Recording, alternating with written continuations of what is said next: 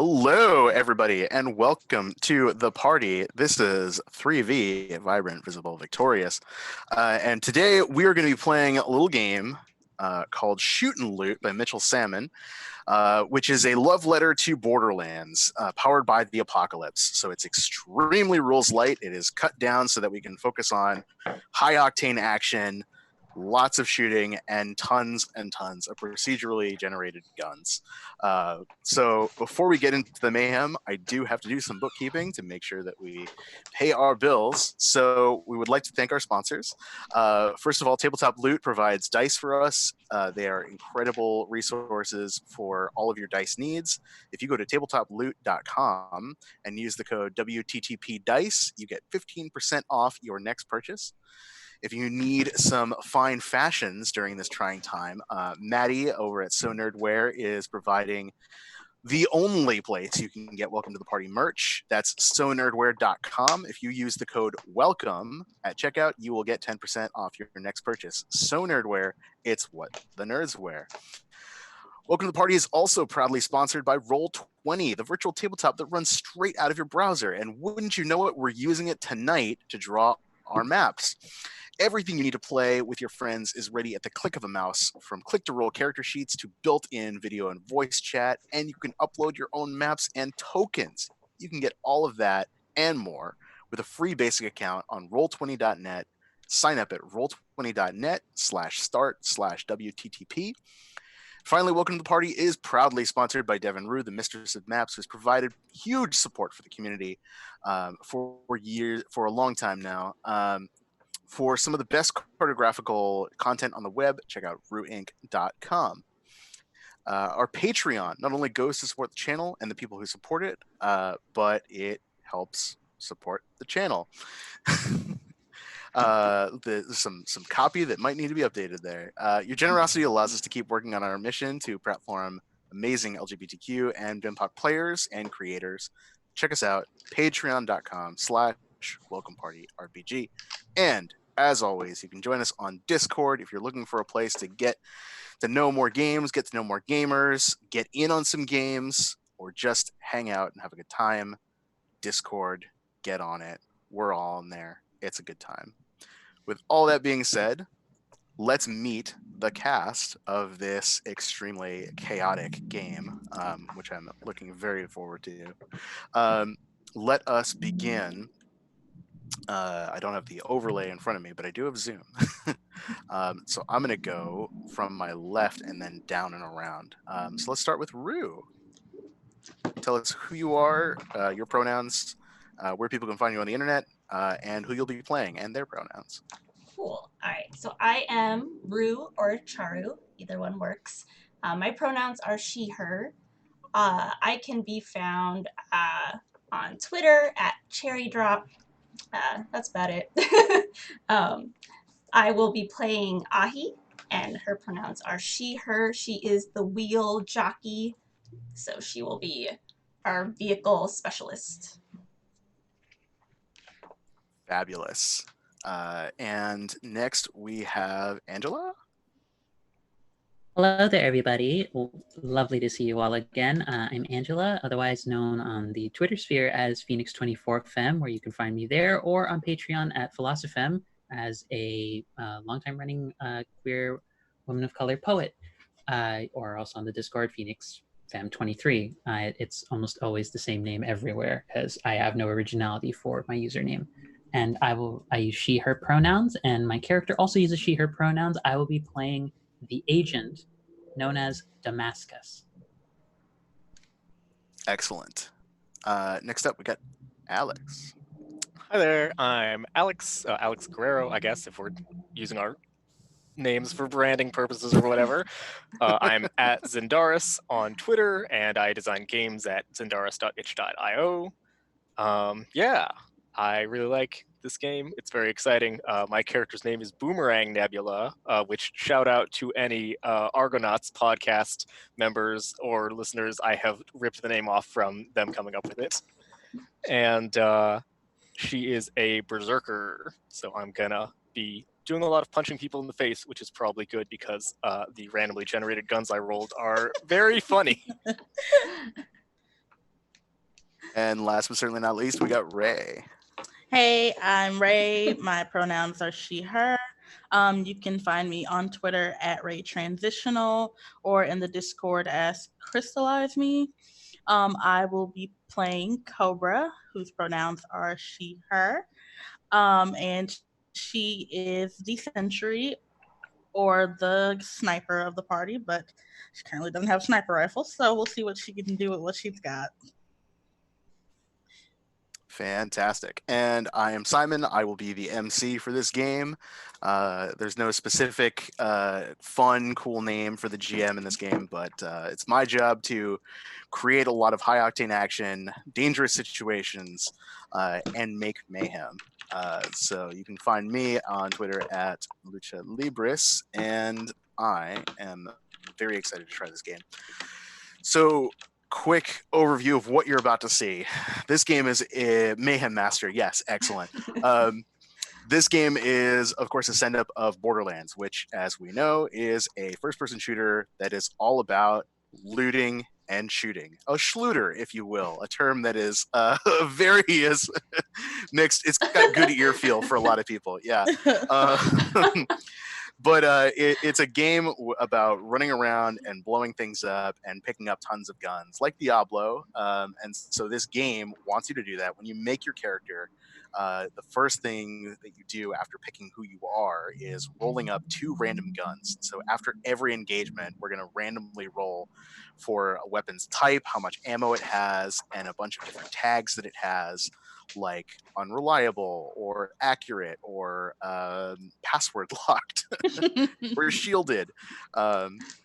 And we're doing this because the characters are mercenaries. They are extremely risk prone and risk interested individuals who are working for these ultra capitalist corporations.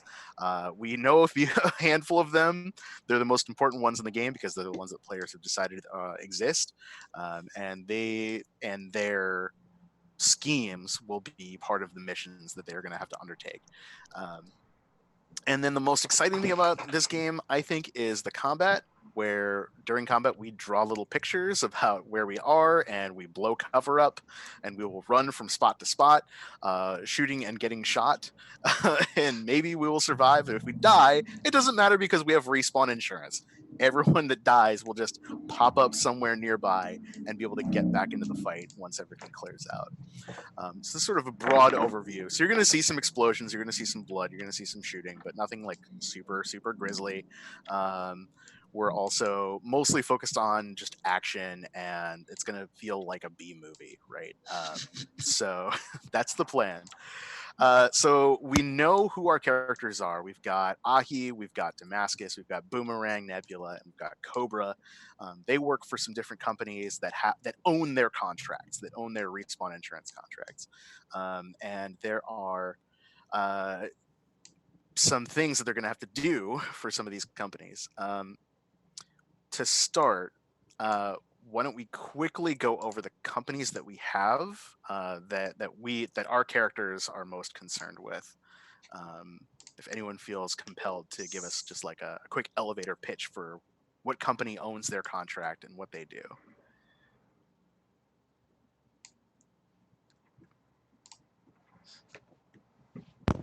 Sure, why not?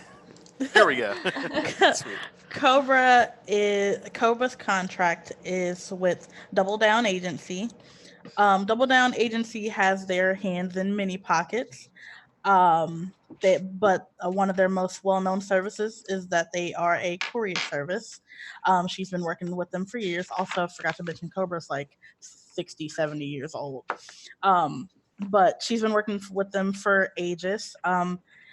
They, on the surface, they like to think that they're just this great, grand old company, but undercover, they're kind of shady. They offer their insurance to the lowest of the low to anybody who needs insurance. If they couldn't get insured by another company because they're too high risk, Double Down's got you covered. But she's been a courier with them for ages. And they kind of nudge, nudge, wink, wink. If you want to keep your insurance, you know, you might want to do this job for me on the side, you know, totally off the books. Perfect. Anybody else? I'll go next. So Boomerang Nebula's contract is owned by Tricata Biodynamics, who is a experimental biotech corporation. One of her looks is mutated because they have given her a big beefy tentacle arm. One of the requirements of taking a contract with them is that they have to be able to just graft some sort of weird limb onto you, and you have to be okay with this. You know, so they can see how it works. Obviously. A little field testing. I don't think she has a lot of control over the tentacle arm. It's just like hanging out. It just does stuff. Yeah, it's Yeah. flopping around. I can go next. Shoot. If only to also add the comment. I'm just imagining those inflatable dudes outside of car dealerships. That's the way the tentacle arm works the entire time. It's just always moving around. And it's just like, no, stop it. I went for the as I told folks before when we were working this out, for the RoboCop naming convention. So it's just a really long name that probably makes no sense. It's the Damascus is in debt to the Omni-Human Cybernetics and Robotics Corporation, or the OHCR. A lot of her body is kind of covered up, masked, and cloaked. And one of the most distinctive features she has when she is visible, because she likes to not be around and not be seen whenever possible, is a set of almost magenta colored spectacles that are kind of like what are standing in for her eyes, because she doesn't her original eyes don't work anymore, so she kind of got into debt in order to replace them. However, the corporation forgot to tell her that there's planned obsolescence in her eyes, so she is kind of like in debt to a company where she kind of needs to keep doing jobs until she gets a set, until they finally give her a model that isn't planned to go terrible. But right now she's basically just working for her site. All right, and then mine, to keep with the very super serious companies, mine is Cybernetic Fashion and Things. Their tagline is "We keep you up to date." We've got all your latest fashions and charms for your weapons, vehicles, and dystopian futures. Just because we live in a capitalist dystopia doesn't mean you can't look good. That's their copy. It's all about the look. That's the most It's- important thing. You know, it's very important. Aesthetic, as we all know, it trumps all. Yeah. So, do we have a particular mission that we're feeling the most as like the thing that we want to do, or should we just sort of vibe? I would be happy to try out the random mission generation rules. Yeah. They seemed really fun. Yeah, so there's a mission table in the rule book.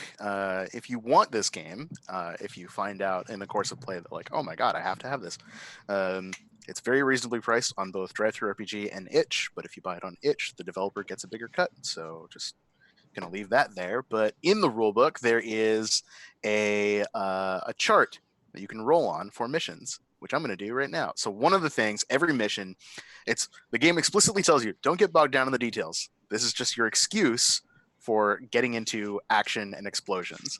So I've rolled a 9 on action. So everything has an action, a target, and an employer. A 9 means I roll again. Capture. Number 1, a corporate military general for Milnick Media Unlimited, which I have to assume is some kind of like PMC news conglomerate. Right, that's what Yes. We just came off of watching Tomorrow Never Dies, the James Bond movie, where like the bad guy is journalism / like hyper CNN. I don't know what's happening. It's probably something like that. So everyone is an embedded reporter. Yeah. Instead of hyper CNN, it's hyper capitalist CNN. Yeah. What we're going up against. Yeah, they do news, they do music, they've got lifestyle magazines. It's like Condé Nast and Blackwater had a baby. Ew. That's lovely. It's probably like a Bon Appetit mix crossover. Sometimes they more take over a explosions. small village. Yeah, it's normal. You just like send a media combination of reporters / soldiers to take over some backwater planet. Yeah, so that's what we're doing. We're gonna have to capture a corporate military general for Milnik Media and Unlimited. Do we think this person? Do we have a specific vibe for the person we're trying to capture? Or I'm assuming this is somebody who's like gone rogue. I'll say a military general, so somebody that's gone rogue. Maybe used to work for Milnik, and they want to bring him back into the fold. Oh man, this is going to be like Apocalypse Now, but less politically charged. No, Him less back. full of guns. No less full of guns, apparently. Yeah. Also, he's like trying to set up his own pirate radio station. I love that. Going against the main corporation. Nice. Yes, he's gonna get his own rival company. Literally guerrilla radio. Lights out. Shout outs to Rage Against the Machine. Now the planet that we're on, or like, are we doing like this is Pandora / on Borderlands? Is this Yeah. like I assume very Pandora. yeah? So like a planet that's wasteland. mostly terraformed, but Yeah. there's still things to do. It's Mhm. it's got a lot of problems. Oh yeah. A lot of hostile local wildlife. Yeah, plenty of it. Okay. Then I think I have everything I need to begin the mayhem. I don't know. How's everyone else feeling? Oh yeah. I'm Mhm. ready. I'm so ready. All right. So if do yourself a favor and turn on the Borderlands soundtrack in your headphones if you haven't already. Lord knows I've already done it, and I would be playing it on Roll20, but then I would get copyright struck. So, and I didn't have some time to pull together a playlist for Roll20. But you can do that. You can upload your own audio. So, I think what we get is a opening shot that is very classic Borderlands of like one by one we'll show off each character and what they're good at, doing something cool in like a little montage where we get like the close up, like the kind of Guy Ritchie movie, like everyone's like in high contrast and like a cool background, and we're like, here's your character name in your playbook, and then once everyone's done it, we'll get into the action proper. So then let's start this off with in media res, right? We've already got the mission. You've already been assigned everything. And this particular mission opens up with a fight on an elevator that's going down. It's like this big, massive sci-fi freight elevator. So it's not like confined. Like it's big enough that you could fit like 2 or 3 trucks on. Safety yellow and black stripes on everything. Bulky like pipes and like wires coming off. And that elevator is rapidly descending into a cavernous space, and the team of mercenaries is fighting off a group of, let's say they look like this guy's troops, so like corporate jerseys, like maybe polo shirts, company polo shirts, but with like flak vests on top. Khakis, maybe they do business casual, so like comfy sneakers, like chunky high tops, but with handguns and shotguns and stuff and knives, and so you're all fighting them as this elevator is descending. So who wants to start us off and describe like what your character is doing, and then like the close up on them in slow mo.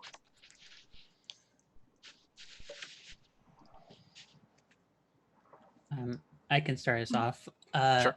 I'd like to think because one of the things that my playbook comes with, just for gear, is a concealable weapon. I kind of want to imagine merging that with like the stealth field generator ability that she has. So I kind of think as like they're just all assembled. We're all in the middle. They're like been on high alert and they're wondering like what the fuck is happening because it's done the like superhero thing where like one guy like hears a and then he's like wait what's going on over there and like he starts going over and then he just sees this long kind of curved dagger just kind of like just land like right next to him and then he's like what the fuck and then just appearing right behind him he hears like a click sound and it's just like hi and then just appearing out of it it's this full black like it's basically a mix of Sombra's outfit from Overwatch but like more cybernetic and there's more of kind of like an owl motif to a lot of it and it's very like dark black mixed with bi pride flag colors so it's just like it's like the bi pride flag like it like has the like fade out effect where she sort of becomes visible and then she just sort of like camera pans to her and you just see she has like a weapon in her hand. It looks like a shotgun of some kind but it's very vibrant pink and there's just a second where the guy turns here's her behind her and then it's just buckshot of 8 lasers just pierce through all of his body like at close range.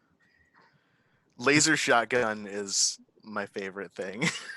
It is possibly one of the weirdest things I've gotten ever described in setting up a scene, but yeah, camera just pans. She sort of looks back. She has a mask on her face, very the weird owl spectacle like look to her eyes, and then she just sort of like turns over and she's like, "You're up." That rules. That's so good. So who follows that up? I can go next. So Ahi's definitely not as graceful and subtle. So she's, I've decided her concrete minigun is actually made of concrete. So she wheels it around on like a rolly thing. So she's taken it and she's riding on this wheelie thing and like pushing forward and also like on it kind of like a like I don't even know how to describe it, like some kind of like cylindrical thing that she has like a little like place she can stand on. So she's just diving in to these people, no subtlety at all, and then as she pulls up to them she just like with the momentum she has, drops off of it, like heaves this giant minigun up and it like pops out a thing for her to like stand it on. And then it takes like 25 seconds to rev up. It takes some time to like, it's just, and it's super loud. So it's just, and she's like, hold on, just, it's gonna get there. Give me 1 second. And it's just like revving up, and then shoots out just 2 ammo. It's 2 people. And then she has a custom detachable steering wheel. So she's like, this always happens. She takes it out and like throws it like a boomerang at the remaining people. It's amazing. And that's Ahi. I love so good. her. I can go next. Yeah. So I think that we see as this is going on, there's all these crates around, and there's an enemy corporate guy who's like setting up some sort of like heavy machine gun with like a big shield on the front of it on top of a crate, and it's starting to like target us. And then we see just this really fast running, like step of these heavy boots as Boomerang comes running up, and she just like vaults over the crate like she was sliding across a car, and then she like slides up next to the guy and has her pistol like right up next to his head. It's this very like high-tech sort of Maliwan looking energy pistol, and then she pulls the trigger, and then there's a little like screen that pops out of the side of the thing that just says password lock with like a bunch of asterisks, and she's like and then just smacks the guy in the side of the head with the pistol and like kicks him in the face, and he just goes down. And then she looks over at the big cool machine gun, is like, yes, finally. Reaches out with her tentacle arm, and it just wraps around the gun and like crushes it to pieces. And she's like, no. That's awesome. Last but not least, off in the far distance, you can see like 2 or 3 people setting up to like they're farther off in the distance. You can see 2 or 3 enemies setting up to get ready and like start sniping. And you see this old small grandma just climbing up this box of crates, just climbing up, taking her time, climbing up, and she gets to the top of it. And you see her sit down, and she sits there, takes a breath, and then she like looks off in the distance, and you can see her squinting. And then from on top of her head, Cobra like lowers her goggles down, and her eyes like look huge in them. Like her eyes look huge. They're like super high powered, like super high, like powered goggles. And she like opens her eyes like even wider so they look huge. So she sees them, and then you just see her like lean back down over the crates, and then pulls up this huge rocket launcher, just gigantic, huge, deadly looking, like metal jutting out all on the sides of it. And then you see her like squint, aim, and then she fires, and it's like there's just like a huge explosion, and all 3 of those snipers are taken out. Like, and then she just like looks down at them and just waves. Looks down at her party and just like waves, and then she just like sets the rocket launcher on her lap. So all this happens to a kick-in soundtrack, obviously. And as the smoke clears from that explosion, the elevator slams to the ground, and the camera pans from the ground up, so from your boots up to the tops of you, as you walk forward off of the elevator with just piles of these little corporate security guys, just KO'd everywhere. And you find yourselves in a massive cave system. So I think some kind of excavation that these guys are in, you've had to fight your way through. So there's like lots of mining equipment everywhere, like maybe a half like still smoldering, like overloaded construction drone, like a big like mech bodysuit you could jump into. That's just been like completely shorted out. There's crystals growing out of the walls and the ceiling, and glowing in like greens and purples. And I think like a chasm or something that's running kind of jagged around and through this whole place, that there's like bridges that you have to climb over, or like ladders you have to go up to onto little plateaus and then move from plateau to plateau to get around it. It's like a lot of variable height. And then below you, I think, is lava. Like in the chasm, there's like still lava. There's like a little lava waterfall off in the distance, and like occasionally little gouts of them will come out. But you're you're stepping out, and from loudspeakers that have been hacked, clear, like they're normally for like announcing mining, like it's time for your lunch break, like everybody get back to work. There's static that comes through there, and the voice of your quarry comes through and says, "Way, that was absolutely not cool what you just did to all my guys, but rest assured, Milnik doesn't spare any expense with their military commandos, but even though you've chopped through this first few waves of my private security force, there's no way you're going to be able to get through the next one. Looking forward to seeing you. It's half past the hour, and it's time for you to die. So good. Excellent. I appreciate the fact also that you somehow have just created our own personal like Sonic the Hedgehog level / Dark Souls like Blighttown recreation. I just want to put that for the record. This is amazing. That was perfect Borderlands villain dialogue. Well, you've been killing my guys all day, but next time I'm going to get you, and you won't like it. Yeah, what do you do?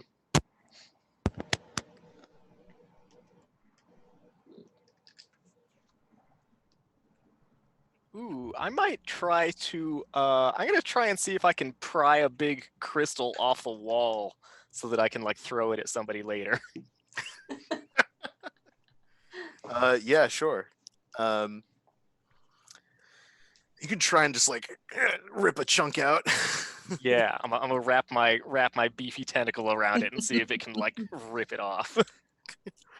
I think what happens is you go to rip the thing out, and the tentacle wraps around it and starts pulling, and it's resisting. It's almost like the crystal doesn't want to come out of the wall, which is weird because it's a crystal. Yeah. But I think you eventually, like the rocks at the base of the crystal start cracking, and you're pulling, and like, oh, something gives, and the crystal pulls out, and underneath it is like some kind of rock lizard that has crystals as like Dimetrodon spines along its back. Yeah. It goes flying. Your tentacle arm just like pulls it, and it goes. It uncurls like, and it goes skittering around. And then a bunch of these other rock facings start crackling, and these other lizards like distend from the walls and start skittering down. And really cool. they turn to face you, and they start roaring and like pawing at the ground like they're going to try and charge you with these back spines that they have. Awesome. One of my experience drives is you cause a fight that could have been avoided, so I think I will roar back at them. Yep. Mark an That's my XP. Yeah, so for those playing at home, each playbook has 3 drives, things that you want to do during the game, because if you do them, you mark XP, but only once per each thing. In addition, like almost every other PBTA game, you will just get XP for failing a roll, for you getting a 6 or lower. Mechanically, we're looking to roll 2d6, add a stat. 6 below is a miss, 7 and 9 is a soft hit, 10 plus is a strong hit. And right now we're going to make another move, the survey move, because when a fight breaks out, everyone needs to roll plus mind. Okay, everyone. Oh, sorry, one person needs to roll. I figured. mind. Yeah, I figured that Boomerang Nebula, you would roll. Survey. Okay, well I have -1 mind, so that's gonna go great. Okay, I'm gonna move these. I things got out of the way. a 5. No. Okay. Yeah, so on a 6-, you get 2 hold, Oh wow, and you can spend that hold pretty generous. to establish cover, obstacles, and features of the terrain on the combat map per the chart that's there. So you can't do things like add a computer terminal or an object capable of controlling the terrain, because that costs 4 hold. But you could add a wall or a 2 meter tall obstacle. So what I'm going to do in the Roll20 is shrink down these tokens, first of all. The thing that everyone does need to do is roll your playbook's cover die, which is going to determine how good of a position you're in at the start of this fight.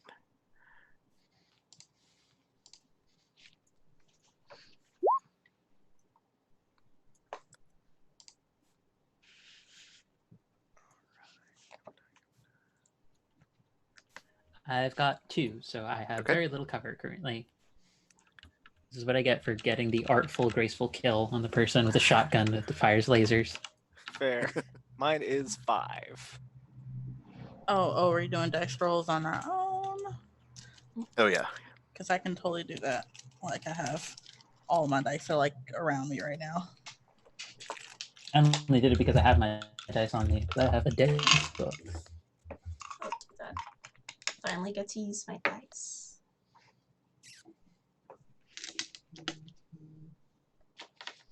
That's a good token I can use. Oh, these are horrible.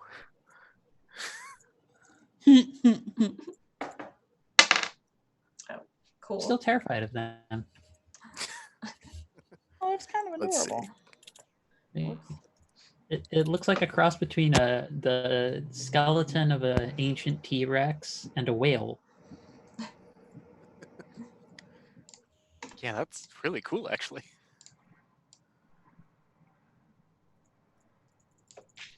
All right. So, So I all think, of you. for the establishing a thing in the environment, I'm going to say that there is a like hatch in the bottom of the like in the middle of the floor somewhere that is hanging open that you could fall out of into the lava. Ooh, nice. Ooh. Okay. I don't know if it'll show the rest of you this. If I add numbers on these tokens.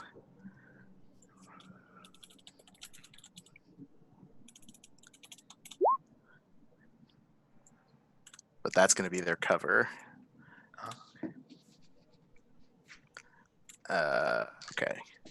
So I have the freehand tool. Everyone, once you've rolled your cover die, you can draw a little piece of terrain on the map somewhere that you're hiding behind that reflects that.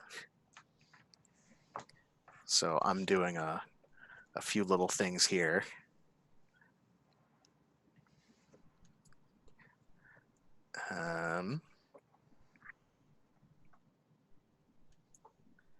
This is How do we pick which token is ours?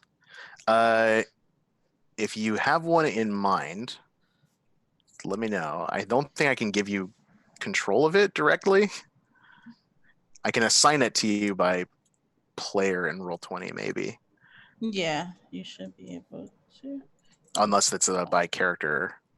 Oh no, never mind. Yeah, I can change that. Okay. So who? That's Ray. Yeah. Okay. So if I do controlled by Mm-hmm. and then save, there we go. Yep, it's Now you mine. should be able to draw that. Yeah, I'll there you take go. this one. Is that pinging? I don't think so. How do you ping? Click and hold. Ah, There you go. This one. Yep. Controlled by. There you go. I chose the one that has the little red rectangle in front of her now. Okay. So this is the direction that we're coming from here? You can place yourself wherever you want on the map. props to whoever designed this little group of characters for having lots of ladies in it that accommodates our all-lady party. I think, yeah, I think. Hang on. Yeah, that's and oops, I gave you the wrong thing. There you go. All right, Alex, you should have control of her. Yeah, we have very similar colors. Oh yeah.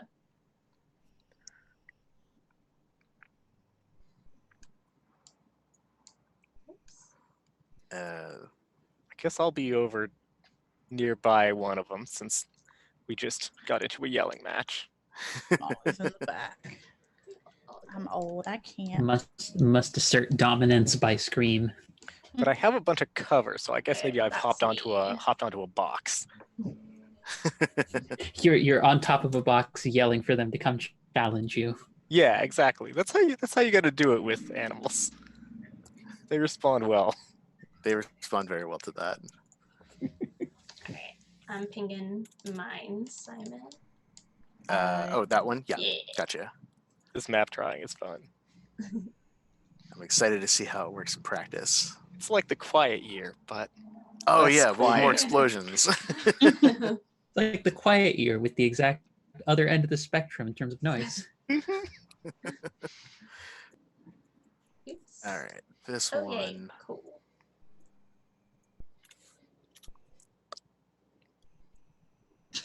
Let's do. Free I was about to say, as our melee fighter, I really appreciate all of our enemies also being melee, but these guys are probably gonna like shoot crystal breath at me, and then I'm gonna be totally outclassed.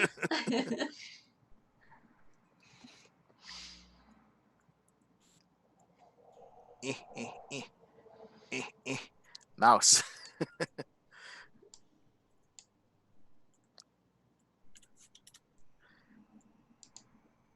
For the viewers, my other gun that is not password locked is a hunting rifle that is pointy, so I can stab people with it, and also has 1 ammo, so it is very bad at shooting.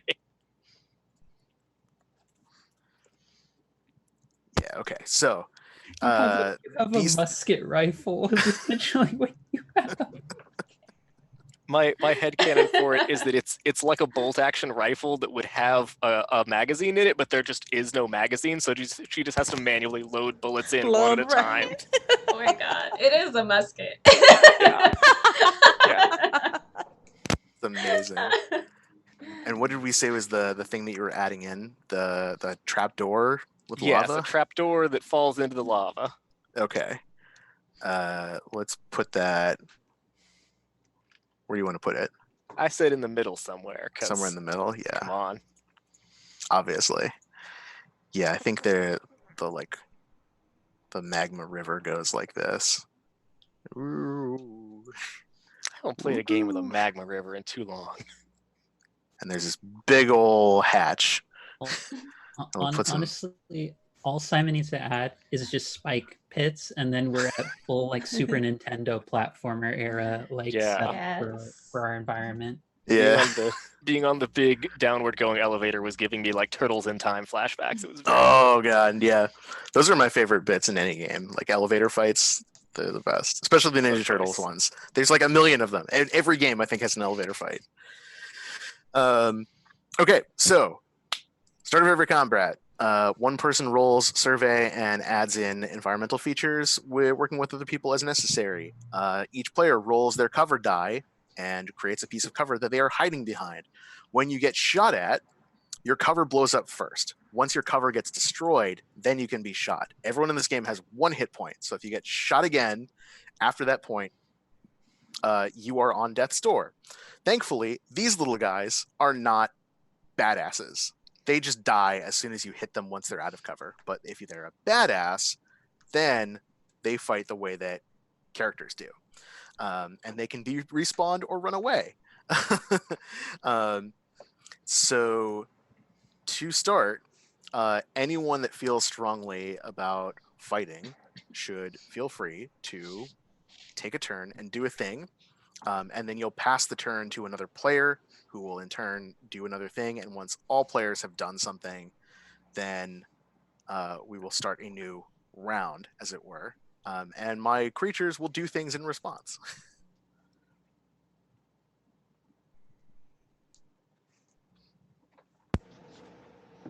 I'm happy to let somebody else go first. I'm still yelling. Ah! Must yell first. Okay, I guess I can go first. Okay. So is it, I guess everything is one action, I guess. So it's Yeah. already okay. So I have a move called steady. So I'm gonna line up a shot. I'm assuming to do that it's like an action, or that'll be my turn to line up a shot. Yeah, so your move lets you take aim. Yep. When you line up a shot, roll plus gun, Mm-hmm. take +1 steady or +2 steady, spend 2 steady to cause direct harm to an enemy. Yeah. Oh, dang. Okay. So you can just hit them. Okay. That's very cool. That is a failure. Even with Seven, your no. It's a 7. 7? Yeah, Okay. it's a 7. So Yeah, so you have +1 steady. Yep. So you don't you're taking aim, but you're not quite there yet. If you Yep. aim again, right. then you'll be able to blow one of them away. And your steady clears the end of the encounter. Mm. Okay, so that's your turn. somebody else gets to take a turn. I can go next. All right. I think this falls under high octane. So how big are these lizard friends of ours? I think they're like the size of 2 big dogs. like stacked up on top of each other. I was going with TOO big dogs, but Okay. yeah, like if you took 2 German Shepherds and strapped them together, Okay. like small dinosaur friends. Okay. So I think Ahi kind of wants one as a pet, so she's gonna try. She has a good luck charm, and keeping with her cybernetic fashion and things realm, she has like just very like 2000s, like just a giant like keyring with just a bazillion charms on it. It's just Love it. it like weighs like 5 pounds. It's just a ridiculous number of charms, and she's using that, and she's like approaching whichever one is the closest, and trying to like catch its attention and see if it, like a crow, I guess, likes shiny things. And is hoping to like befriend it by Yeah. offering up charms. That absolutely sounds like something extremely risky and high octane, so go for it. Yes, awesome. Well, I guess that would be under mind. Yeah, you roll plus whatever skill is most relevant. Mind feels right. Okay. And then So the 3 stats are gun, run, and mind. and what do we normally roll? We roll 2d6. 2d6. Okay. Alright, and then this is +1. How do I do a +1? Sorry. Good thing 2d6 somebody's plus good at 1. mind. Yeah. I had -1 in mind, and then I realized I needed that for driving, which is literally the thing that I am. The class ability you have, yeah. So, is that right? No. You have to put a slash in front of it. Gotcha. Yeah. Oops. /+1. Oh, And so it's just slash Oh. and then Okay. 2d6. Yeah. I will get it. Also, if you go onto fun roll 20 tip, if you go to the bar on the left side, they have there's a little the dice. d20 and you can Mhm. pick however many Oh. dice you want to roll of what types. Oh. That works too. Just a fun little tutorial for it. There you go. Yeah, Nice. we got it. We got All And right, then and then add you one to add that. 1, so it's a 7. So you achieve your goal, but something goes wrong. that I get to make a that move. seems right. So you're trying to befriend this thing by like jingling keys and such, right? Yes. That's And how you're you make hiding- friends. You've got some cover. So I think what happens is it's interested. It's not like 100% like, oh yeah, I'll be your friend, but it's like, oh no, I like shiny things, and you don't want to immediately hurt me. So this thing over here, this one, Okay. comes barreling towards you. Good. But roll a d6 and take that much off of your cover. Oh no, my cover was It's only too 2. excited. It's such an excited puppy. You Oh, it, no, that- /r space 1d6 will get you Ah. the command for it. Okay.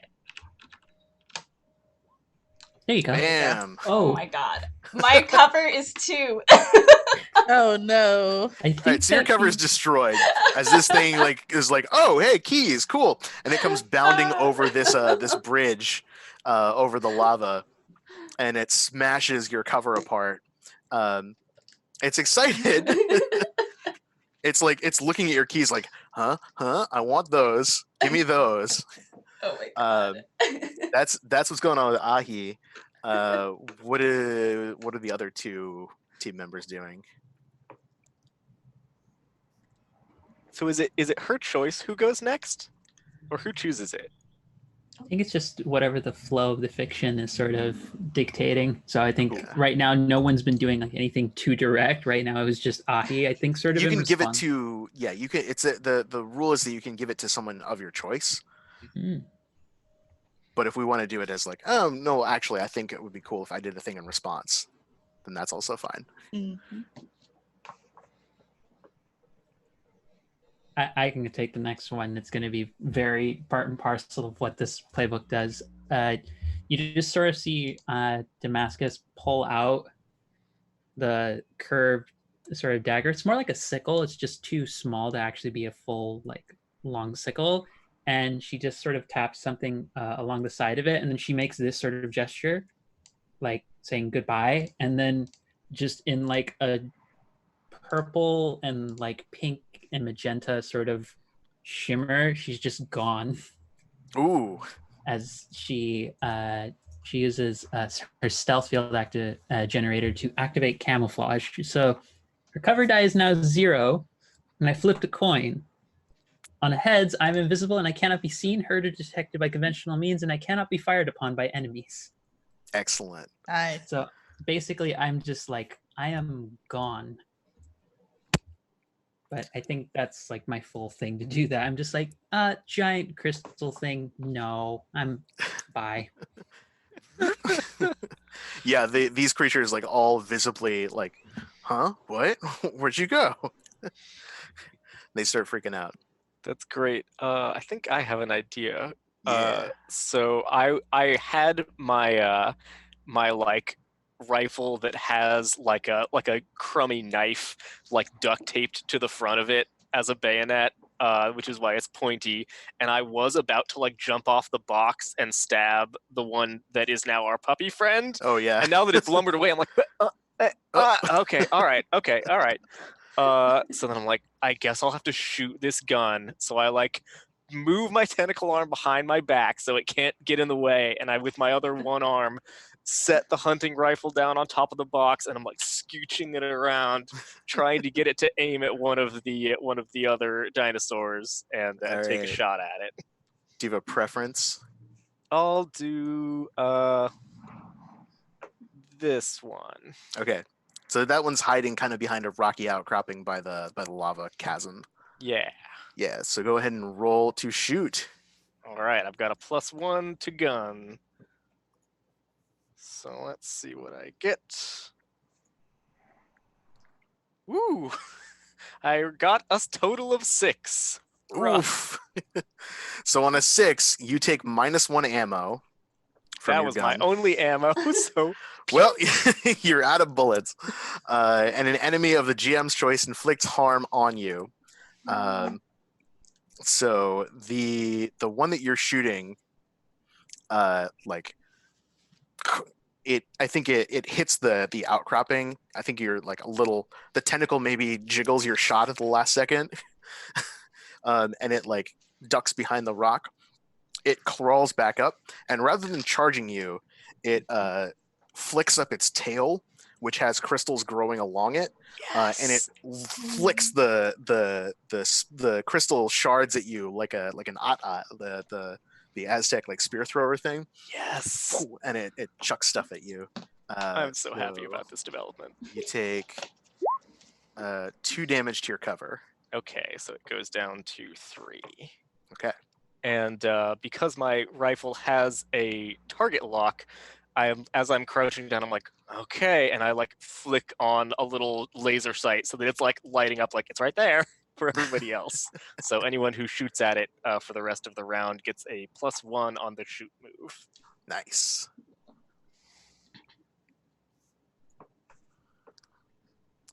Okay, that is what happens. So these things are like scuffling around and like trying to get vision, and one of them hucks like shards in the direction of where they last saw Damascus, but like obviously the shots go completely wide. There's nothing useful or damaging. So that is their round. What else? We're back at the top. Did Cobra get a turn? Cobra started off by aiming. Yeah. Oh, right.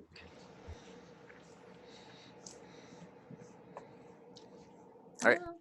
So if Boomerang's done, who do you want to toss the turn to? I'll toss it over to let's have what's Rue's character's name again? Ahi. Ahi. I'll have Ahi go next. Cool. Also, just a note, one of my drives is you act recklessly without considering the consequences. I think you've done that. I think you've got that. Just wanted to throw that out there. You're gonna level up in like Very 45 important. seconds.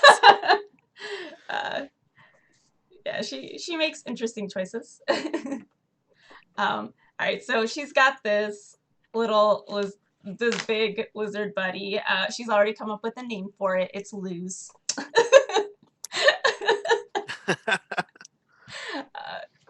It's always the mistake. You shouldn't name them.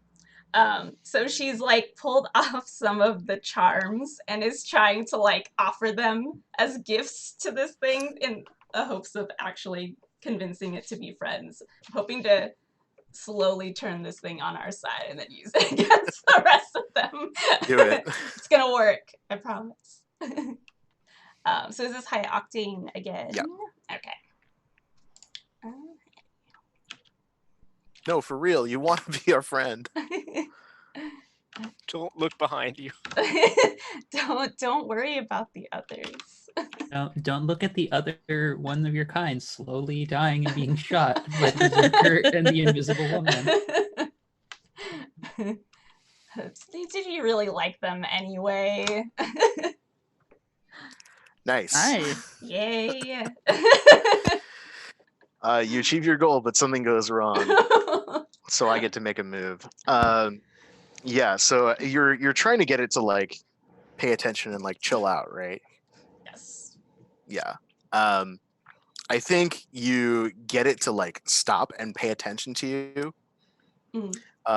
But you're so focused on doing this, you don't notice that like at the base of your feet, you're sort of standing by the edge of that caldera, the chasm, and the magma has been bubbling. And so there's not enough time for you to call a warning to your friends that this stuff is about to like geyser up. And so gouts, almost unexpectedly, from holes in the ground that you didn't see were there before, gouts of magma just start like shooting off at random intervals. So there's like this just hot shots of magma that you're going to have to like dodge around as you're going to reposition or even shoot at these things. This is the factory where it's very hard to get any work done. Oh yeah, absolutely. Oh man. Is this just around me or is this all over? It's everywhere. Okay. Yes. Who's going next?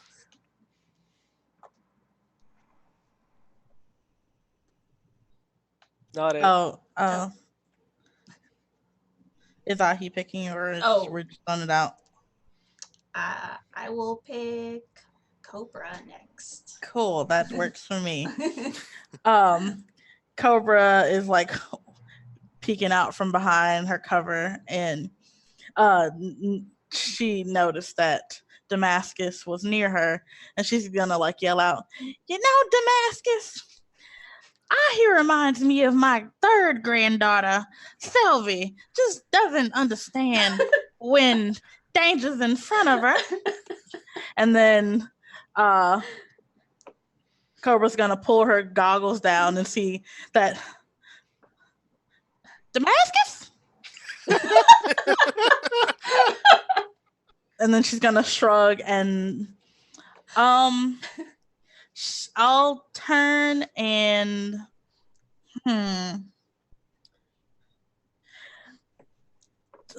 and sure, why not? I can I'm drawing over everything. Whoops. This one. Yep. Sure, Yep. I'll go ahead and try to shoot at this one. Are you just gonna shoot and not do steady? Yeah, because I keep that steady even if I'm not using it right. So I keep that one steady that I have. So you just hang on to it for a bit. Yeah. Mm-hmm. All right. So go ahead and roll plus gun. Okay.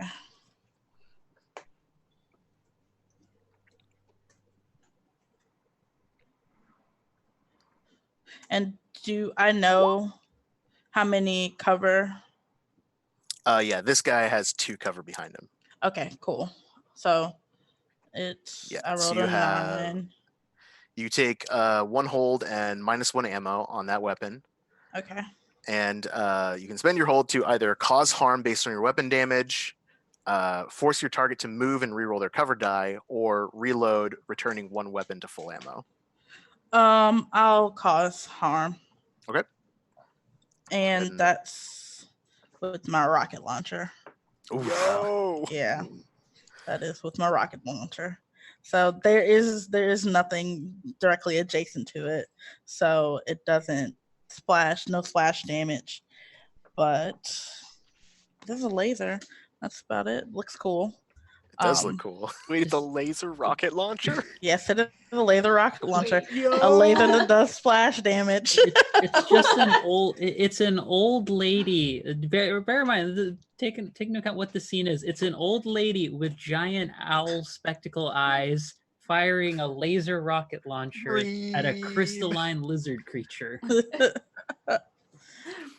Yeah, I rolled 5 total. All right, so you completely obliterate the cover that it's Yeah. behind. Mhm. So it's just like out in the open, like, oh no, where do I go? What do I do? And yeah, that's it for me. Damascus. Just sort of appearing out of nowhere, Damascus is going to. I don't know if she can tell if rocket launcher would splash to the one that's been marked by boomerang and the other one near with the big cover, but she is going to try and shoot at those. So sadly, she has a -1 in gun, but because she is aiming for the one that was marked, that is down to a 0. Because teamwork is helpful. Yay.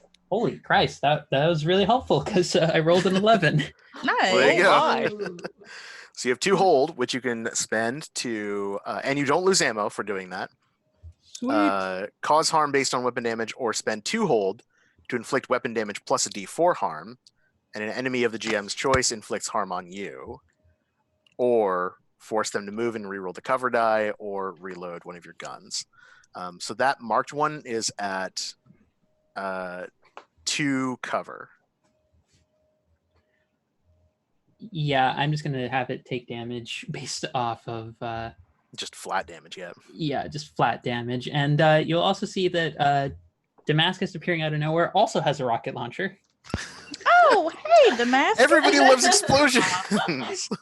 But Hey, baby. hers is strange in that it's almost, instead of like cartridge containers for each of the rockets to be fired in and chambers to the sort of circular chamber for each one to be loaded in separately, they're like little like ampules of this very viscous substance that lands on whatever it manages to hit. It looks Nice. quite expensive. It's a very valuable item. It looks very plastic, not unlike almost a water gun kind of aesthetic to it. It does. Oh wow, I rolled really high. That's 8 damage. Okay, so the for it. cover it's behind just completely is obliterated, and you still have a second hold, so you could roll again to shoot it now that it's out of cover. Yes. So does it carry over once the hold is taken down, or is it hold has to be eliminated first and that'll absorb all of it and then it goes for a shot? Yes. So the damage destroys the cover first. The hold itself is cleared as soon as the move is resolved. Yeah, so they technically want you to spend it all at once. Okay.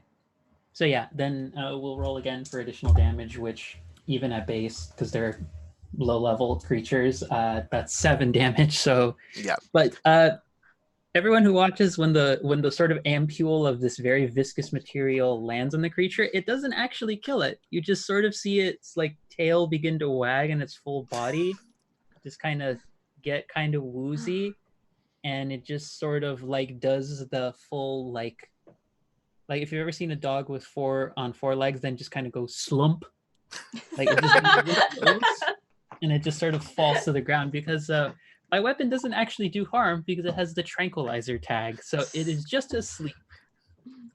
It is. Sleepy rocket. So you launcher. rematerialize and just blow the snot out of this thing, but it Yep. Yep. Pretty much. passes out.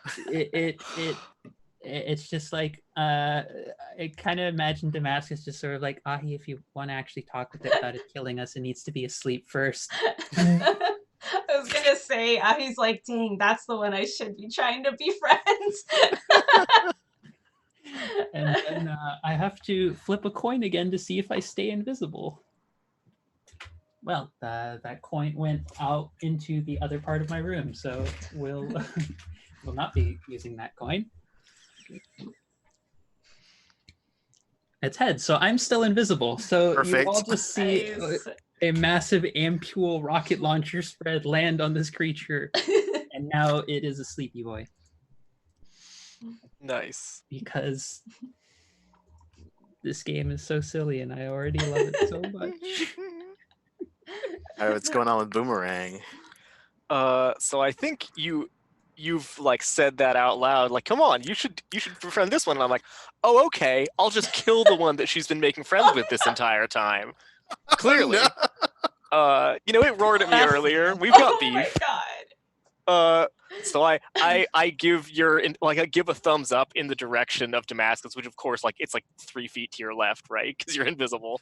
And then I, looking at my password locked pistol that I can't use and my hunting rifle that is out of ammo, just shrug, jump off the box with the pointy end of the hunting rifle leading, and try to like jump onto and sort of rodeo the distracted lizard that is facing away from me. Oh my Let's god. go walk. Oops, that's not what I want. How do I drag myself? Oh, yeah, you gotta select the Walk. arrow. There you go. There we go. And I will make a berserker move, Mm-hmm. which is In your face. When you attack an enemy at point blank range, roll plus gun. Thank goodness I have this move, or I would be so doomed. It's Oh, such here a we good go. move. Got a 10. There we go. So you get 2 hold, Yay. Yeah. and your cover die becomes 1. Yes, I have 1 cover because of how loud and angry I am. So on a 10 plus, I take an additional hold. Oh, right. So I deal my weapon damage plus 1d4 additional harm as well. And I take 1 hold. So I've got 2 holds. Okay. Yep. So I can spend my hold 1 for 1 to deal an additional 1d4 damage, immediately roll a run action, or increase my cover die by 2. I will spend 1 to deal another d4 damage, just to... Well, of Pretty note, likely to it has take it no down. cover. So Oh, it's good going to point. die. It's going to die no matter Sorry, what. sorry, you do skewer it. Okay, sick. Well, So then, it's done. I'll spend both my holds to increase my cover die by 4, because what I do is just jump on top of it, like stab it in the brain Oh with my my God. bayonet, and then just hide behind its crystalline spines, so the other ones can't get me. So I just stay on top of its back, like, huh? Like hiding around the spines. Peeking Yeah. out between the spines. It just became Gears of War for a moment, but instead of like a full like box or anything, it's a crystal lizard for cover. Just a lizard, yeah. I feel like there's a moment of like you look back with like really expecting like eyebrows at Ahi, and Ahi's like I was holding the like- keys like Wow, what the heck? I was definitely gonna befriend it. It was almost my friend. Boomerang. Well, it was my enemy, so You're lucky there's a sleepy one over there that I can get. I'll get my pet one way or another. this one over here runs onto the platform, the hatch, because it has no cover. It's like, oh shit, I gotta hide somewhere. Well, good luck, buddy. And this one, I think, jumps over the chasm and goes to like nuzzle its friend awake. Oh, Aw. they're nuzzling. So this one has 1 cover, and the other one has 1 cover as well. Okay, who's going next? Oh, I think they also shoot at you too. They have to shoot at you. That's fair. This one that's on the thing is like, oh no, you've just come after my friend. You've just gutted it like a fish. So it shoots at Boomerang. Yeah, that makes sense. Yep. And it's gonna do. Let's see how bad your cover is. It was 4. Your cover is completely destroyed. Cool. So the crystal shards from its tail just like just eviscerate the body that you were just hiding behind. All the crystals are just going wham. That's wham, rough. as they fall down. Yeah. Just standing there covered in gore, like, ooh. Oh no. What do y'all do?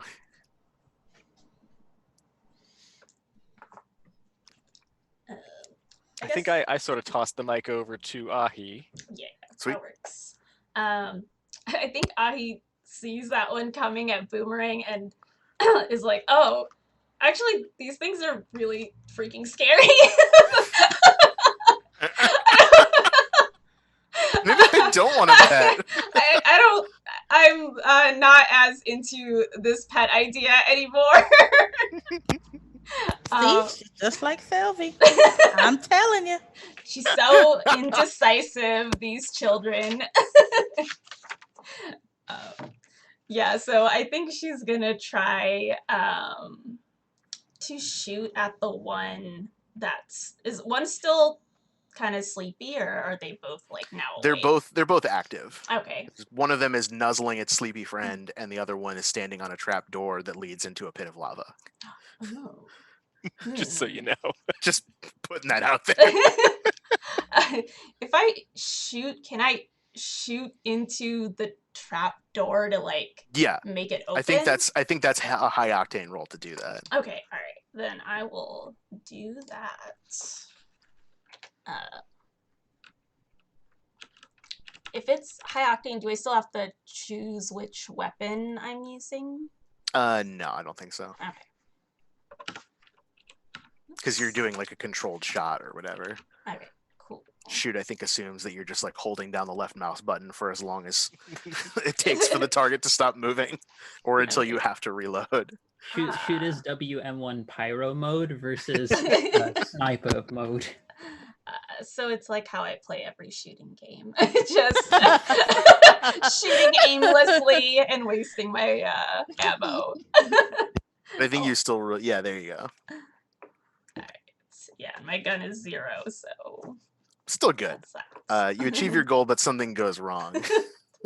I sense a theme. It's a struggle for everybody. Yeah, so you're like you're just which weapon were you using for reference? I think I was still using my wheelie minigun. I think you're tossed like- it up. It takes a second to like spool the gun up. Hello, Nerdilopedia. Welcome. We're playing Shoot and Loot, a Borderlands-inspired role-playing game. Thank you for the raid. So you spool up your giant concrete machine gun, right? And you're spraying bullets into this hatch. My 2 bullets. I think that it sends the thing down in there. It like hits the hatch. The creature goes falling. Like claws its way against the hatch as it falls and then collapses. But I think like some of the bullets ricochet off of the metal thing, the metal hatch, and they just go flying, and they send off sparks that hit some kegs that were near you. That were set for like detonation. They're detonation charges because they're doing blasting down here to get the crystals out. They didn't realize that a lot of those crystals are still attached to creatures. So the charges go off and a cave-in starts. So like huge chunks of crystal stalactites and stuff start falling and like chunk. That's so good. Everything This I one do- sees this thing happen and just bolts. It just runs. Oh. So you've technically completed the combat. We'll give you a second to let me clear the drawings so we can do that all over again because that's awesome. Oh my God, And the now crystal everyone gets to stones. loot the area, which Oops. normally this move says when you loot the area in the calm after a conflict. So maybe actually we try and get you out of here and then you loot from wherever you end up. So you're in this cave. There's like these varying plateaus with ladders leading up and down. The magma below you, which is like still shooting up in geysers intermittently. Crystals falling from the ceiling to crash down on you. This cave's coming down and it's coming up at the same time. It's like the worst combination of like stomach problems you could possibly have. Mhm. It's like when there's it's the water levels from Sonic where like the water level's rising, but there's Yeah. also like a spike on the top of it, and the room is getting like closing in more and more over time. We're just having Yeah. that effect. It's a Sonic level is essentially what we've fallen into. It's true. So good. So is the sleepy one still asleep, or did It's it still run asleep. Away? It's Okay. just like, ugh. So I'm dumb. So I'm gonna go and try to like grab it by the tail and start like dragging it along with us. Yes! I'm helping. No. Yes. You like start hauling it along. It is out cold. This thing is completely passed out. Yeah, what are the rest of you doing while this cave compresses you? I'm old. I'm gonna move as fast as I possibly can to get out of danger's way, which isn't very fast. Same. I'm hauling ass out of there, Yeah. and I'm like, if they live, it's okay. If not, well, it's okay. Yeah, I'm like trying to pull We the thing tried. up onto my shoulder, and I'm like, guys, what about our friend? I think I go and help Boomerang. Boomerang's definitely warmed my heart back up because she's grabbing one. I was like, yes, this is what I wanted the whole time. This is still important. The agreement between honorable warriors. I think I use my wheeling minigun to like try to put it underneath so it's Yeah, not there like we a go. wheel. There we go. This is perfect. Gonna put the steering wheel that I recovered at some point and like put it in the front. It doesn't help steer it, but I put it there anyway. Just gives you some leverage. It makes me feel Makes you more feel like you're in control, yeah. right?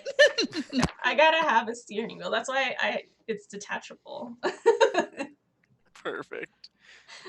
Yeah, so you start dragging, and you're like trying to get your way out of the cave. It's all coming down. It's bad. But as you get to like around some of the plateaus, over one of the bridges, there's still some mining equipment left. There's a truck here. It's big. It's bulky. It looks like the Tesla truck, but like bigger and with more armor plating on it, and like a scooped bed. It's got a little bit some ore still in it and like some crystal shards. But the door is open. It's clearly been abandoned. There's like a bunch of crushed energy drinks still on the ground, on the floor. And the keys are in the ignition. What do you do? It's just like an abandoned truck, or there are people? Yeah, it's an abandoned truck. I think I just drop like the help that I'm giving for the lizard. I'm just like, and I'm like, a truck, and she just like beelines straight towards it. It is. That's cool. No, I'm good. You I'm got not. it right, Boomerang. I believe in you. My tentacle arm is like wrapping around my leg. It's not helping at all. I think I also definitely bring my minigun with me, so whatever like wheel aid. Just like, Leave it be, Boomerang. Leave it be, baby. We don't need it. I'm so close. We're gonna be pals. We've been doing this, and then like we have the like moment where like physics kicks back in, and we look back and we see like it's slowly increasing as it's coming towards us. Yeah, I think I assume everyone's like trying to pile into the truck. Can you drive this thing out here, baby? Yeah, I can drive anything. Let's get that lizard in here and then drive out. No. Open up the back. We're gonna leave it. Wait, in the driver's seat, like in the passenger. You can fit it in the bed of the truck. Yeah, I was thinking that, but I absolutely also think it would be hilarious if we like strap it in with the seatbelt. It's just taking up the whole cab. Oh no. I think you can do it. I think it just one of whoever's. I think Boomerang actually has to make a high octane roll That sounds good to me. because you're dragging that with plus run probably All right, well that's to a like plus get 0. it up there in time. Let's see how that goes. Come on, a 7. All right, Best you can hope for. Uh-oh. best you can possibly do. I think you can like start to like haul the creature up in the bed of the truck. But something goes wrong. I think your hunting rifle slips out of your hands. Yeah. As you're like hauling it, like, and the ground is cracking underneath you. You're like, oh no, it's either me or the gun. Yep. I'll There are read other the guns. gun. Oh no! I Like it's spit at the gun as it falls into the lava and say, "You never did anything for me." the rifle just You're slow not- motion. It's like a movie where the main character is like falling and everyone's crying like no, but it's just the gun spiraling slowly in slow motion. Yeah. It's like This is- string music plays. Boomerang. It in the lands in back. the Yes. lava, and then it's like Terminator 2, where his thumbs up is sinking into the Oh, lava. no. But it's just a Wait, gun. it comes down and then it comes back up with the bayonet. Oh, this is so good. I'm just sticking my tongue out at it. Boomerang I in the never bag of liked shit. you anyway. You are nothing. You're a nobody. You never measure up to anything in your life. You can only have one bullet in it anyway. I don't care. I'm a tsundere, but for this gun. Yeah, you Oh my gosh. gun the engine. You begin to cruise out, and I think we get this shot of somebody give me a biome.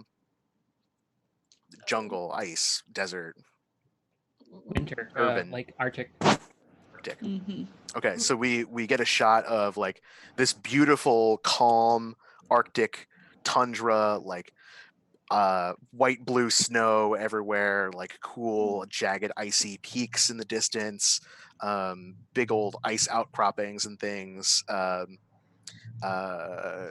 evergreen trees with snow, like some kind of weird snowbird, like caw caw, and then this big explosion as this truck jumps out of a cave with like lava spilling after it, which immediately cools as soon as it hits the frozen ice. Yeah. Crystal Nice. shards going flying, and like a slow motion zoom in on the crew as the truck goes flying towards the camera.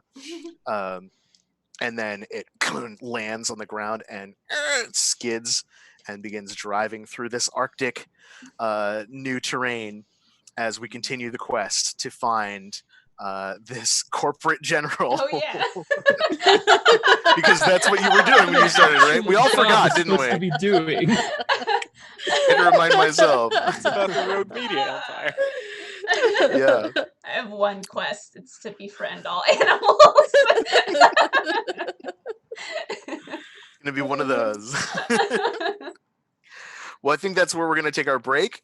So we hope that you've enjoyed the mayhem so far. Don't go away because there will be plenty more of that. But two things before we go to break. First of all, we would love to shout out some people on the Patreon who are giving at a very, very generous level that keeps the lights on and helps the show and the channel stay alive. Special shout outs to Jack C, Donald G, Nerdy T, Michelle E, and Abigator. Thank you all so much. If you want to have your name up in lights, go to the Patreon, give us some money. We'll read your name on stream. And we will give you our endless love and support as you do us. So also as we go into break, do not forget to double check out Roll20. That's what we're doing to make the map.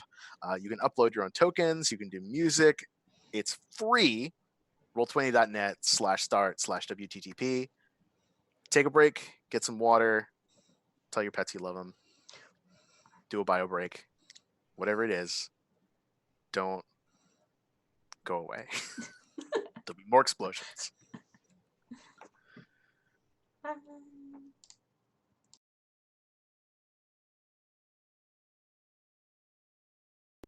Thanks so much for hanging out with us today.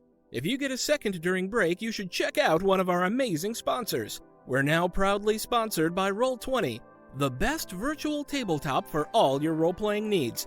Over 4 million people use Roll20's virtual tabletop to power their favorite games.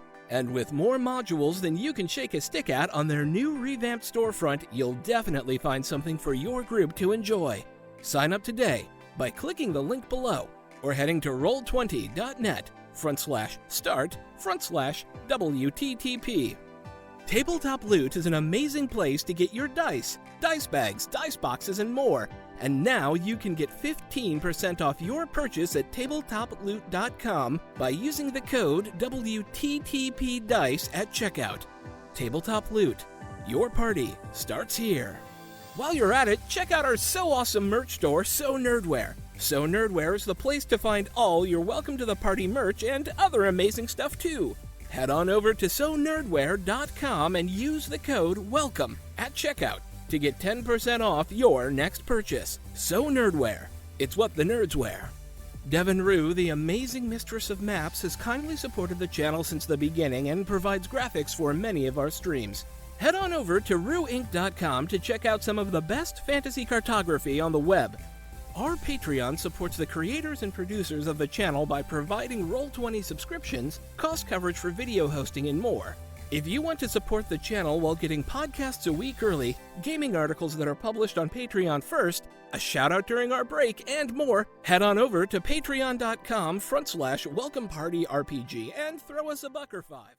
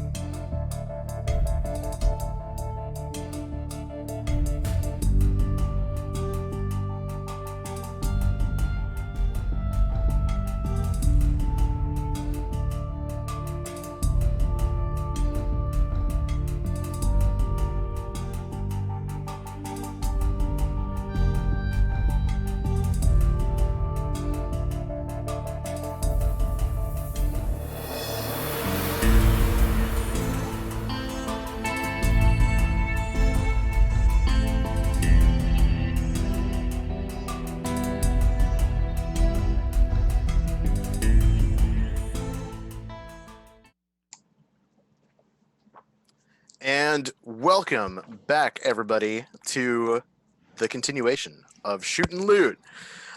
So when we took our break, we had just completed a harrowing combat with some weird crystal lizard things in a cave. That was more of an inconvenience than anything else because our team of mercenaries is trying to capture a rogue corporate general that works for a PMC / news company. So they are on their way to do that. And also they left in a truck, big honking truck. It's meant for mining. It's durable. It's got a lizard crystal creature in the back seat sleeping away. But more importantly, two things have happened.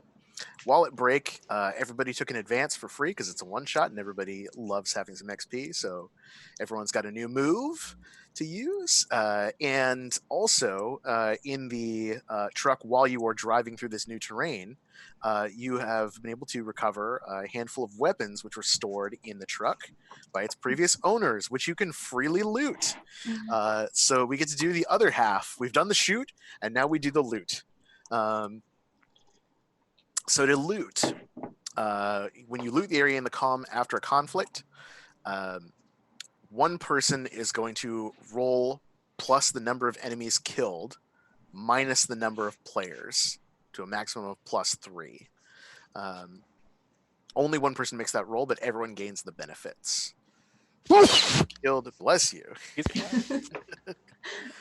think 3 enemies were killed. Maybe 2, actually. 'Cause one went to sleep. Oh, it counts as a kill, I would say. One 3 ran off, right?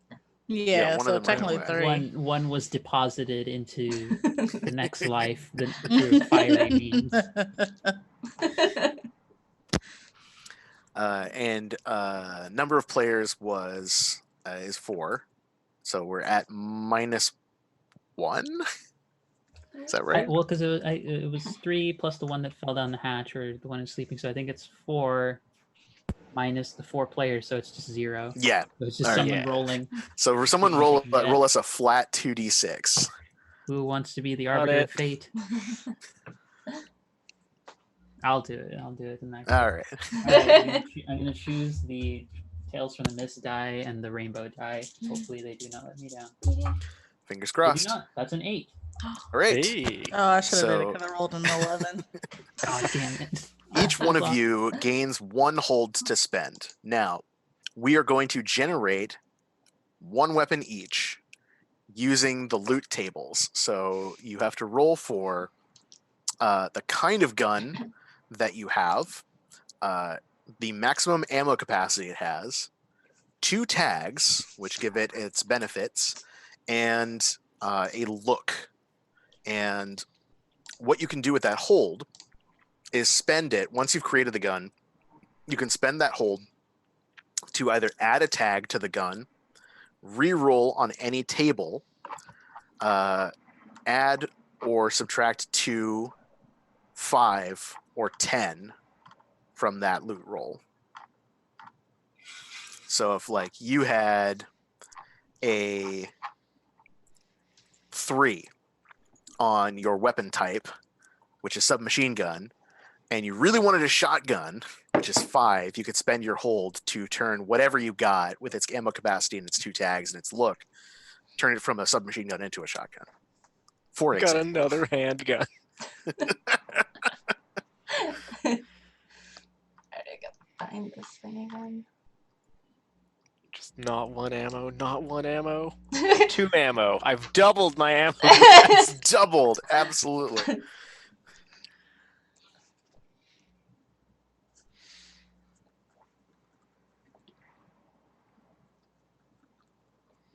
So that's definitely an improvement. I have joined the rocket launcher trio. Yes. Rocket launchers for everyone.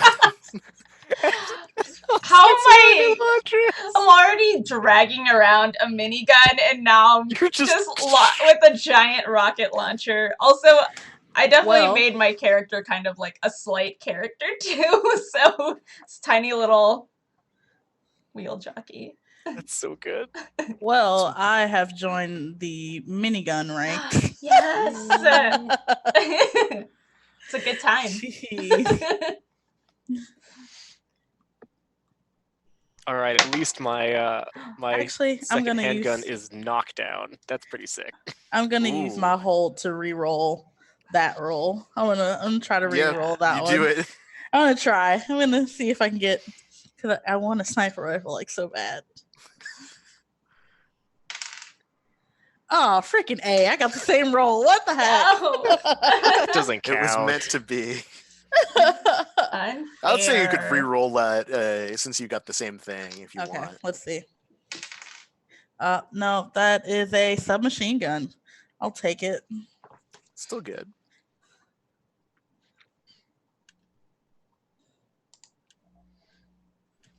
I used to play a lot of Metal Slug, so every time I hear rocket launcher, I always think of the Rocket announcer. launcher. Rocket launcher. Yes, Heavy machine gun.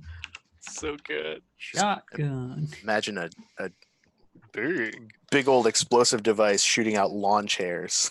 Actually, I forgot this die is weird, so I needed to add one to everyone. So I'm gonna reverse all of that. I did. Oh, get it a was a sniper. Yeah. Yay! Okay, cool. I rolled sniper. I think the dice are trying to tell me stupid. You did roll your sniper rifle. That's why I rolled You got the thing that you wanted already. I Cool. okay. I used my hole to add 10 to minus 10 from one of the two tags that I rolled for my starting thing. Hmm. I have a handgun with 4 ammo. It fires lasers and is hallowed. Hallowed. It is Blessed by a minor minor deity.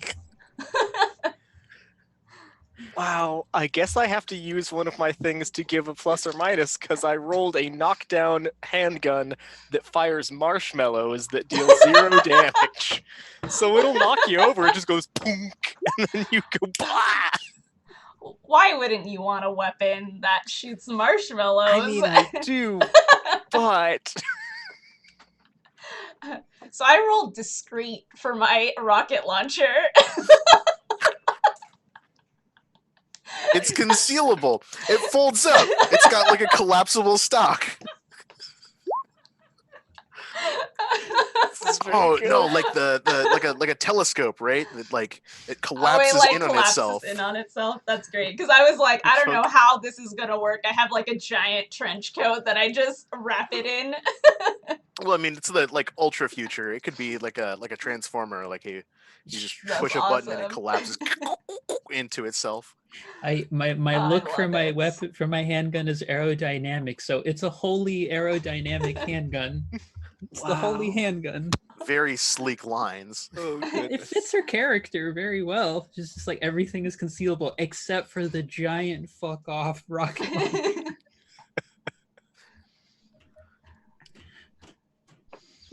Do we still roll 2 tags for it? Yeah. So it's 2, 5, or 10. What's this? And everyone starts with 2 guns in this game. You can carry up to 4. If you don't like a gun that you loot, you can always leave it behind, but it disappears forever once you do so. You can't just be like, I didn't want that. Oh no, I'll go back and get it. Like it is despawned. Oh, instead Yeah. of being shooting marshmallow, my weapon could be covered in hair. Ew. Hair gun, hair gun. So, not gonna lie, kind of love my, kind of totally in love with my sniper rifle now. So my sniper rifle has the amp tag. It has the encouraging tag, so it praises me every time I shoot it. Aw. It's also rare. And it's bejeweled, and it's like old lady gaudy bejeweled too. So it's like Wow. absolutely It's like bedazzled. bedazzled. Yeah, It's bedazzled. That's so good. I love it. I love it. Oh my God. Oh, it makes it, it's even better. I'm just imagining the voice. It like picks up on your memories of what makes you the happiest. So it's like one of your grandchildren being like, "We love you, Grandma. You can do it." Oh, no! Oh, that's I so love it. cute. I absolutely love it. That's much better than what I was gonna suggest, which is just that it yells like "Yes, Queen, slay" every time you get a headshot. Oh no, she's too old. She's too old for She's too that. old. That youngin' lingo. Maybe that's one of the grandkids thing. Every once in a while, it rotates. Oh goodness. Mm-mm. That's the voice line problem of some like old games where like after a while it only has 10 options for what the response could be. So when eventually you get back to that one. That's amazing. I have the best sniper rifle, the best one ever. What minor deity is your gun blessed by? That is a good question. I have no idea. Part of me wants to go, it's an eldritch being Yeah, naturally. on my side. Oh, wait. I have an idea. It reacts to being near Boomerang because it seems as though the deity for whom they were inspired for the biological augmentation and experimentation that's being done on Boomerang is Yes. the origin source for Boomerang's Yes. particular form. Hence, That like rules. prehensile tentacle like arm. Yeah. There's just like Oh. there's like this weird, almost flying spaghetti monster-esque sigil along the side of the handgun. That's extremely good. I think there's like a flashback of like somewhere in Tricata Biodynamics, like during your orientation, and they take you on a tour, and like somewhere in a massive chamber, there's like a tentacle beast in a chamber, like, and that's Yog Kadath, the unknowing one of 1,000 eyes. Picked him up a few months ago. Yeah. There's We're just trying like some experimental things here. a bunch of people with guns, and then also people with like robes and books and scrolls and sigils on the floor. We cover all our bases here. And it's like a tour of the factory, so it's just like they're it's like the middle of a deep, terrible ritual of like unholy like words being spoken, and then they see the tourist and like, oh, hi there. That's so good. Oh yeah, I think it also has the same like sort of script. Clearly was on the tentacle arm, but it has been like stamped over with a big logo of the corporation. Tricata Biodynamics. It's like a UV reactive tattoo of the company name. Yeah, it's corporate branded tentacle arm. Perfect. My rocket launcher is also famous. Just want to throw that out there. Nice. And I re-rolled the look so that it pairs well with my concrete minigun. It's a stone rocket launcher. Nice. There's an aesthetic. The look. She's gonna be so like jacked after this. Yo, this rules. Okay, so I looked at every single direction of Yes. changing my marshmallow gun to something else, and all of them were like really weird or useless things. So I just re-rolled it with my hold, got a 40. So now it is a pistol that knocks down, has a chance to knock down, and has a chance to get people stuck in goop. So it just fires a goop ball really hard. You either get stuck or knocked down. That's great. Yeah, or both. This is a Tricata Biodynamics gun. Right. Oh yeah, for sure. This gun has a mouth. Oh. It's like a flesh tech gun that Yes. shoots like a ball, like the like thinking putty, like silly putty, Yeah. organic silly putty. Swear to That's God, very every good. game I play that Simon runs, my stomach hurts so much from laughing every single time. Oh God. Oh yeah, I feel it in my face muscles. I hope to bring more joy. But also we're gonna bring some explosions. So if we know what our guns are, then I think the action picks up with this truck skidding along this frozen tundra that we've ended up in. Because this is like Pandora. There's what are biomes? Everything is everything. And so you're crawling along over a series of like high bridges made of ice that lead down into this massive chasm below you. And while you're driving, a rocket rips through the air and blows up a chunk of the ice bridge behind you. Like it misses, and like sends snow collapsing down into the deep below you. And from either end of the bridge come up two repurposed Milnik helicopters. So they're like bright neon colors. They look like news helicopters, except they also have machine guns and rocket launchers on them. And more of the guys in like branded, they're not polo shirts, this is Frozen. They're like branded parkas and like little hats with the little pom-poms lean out. One of them's got a bullhorn, and he yells, "Surrender now! Turn back if you value your lives. Next time we won't miss." Isn't that right, Steve? We're not going to miss next time, right? Beautiful, beautiful. What do you do? I look at Cobra like, this is your department. I'm like wave at how far away the helicopter is. You see just like, because I don't know if you all can actually hear my gun talking to me, but you just see Cobra like smile and like pat the gun. Oh, that's Senna. I miss her. And then I'll take aim. Okay. And yeah. Why don't you and- roll plus gun if you're doing steady? Plus gun. Let's see.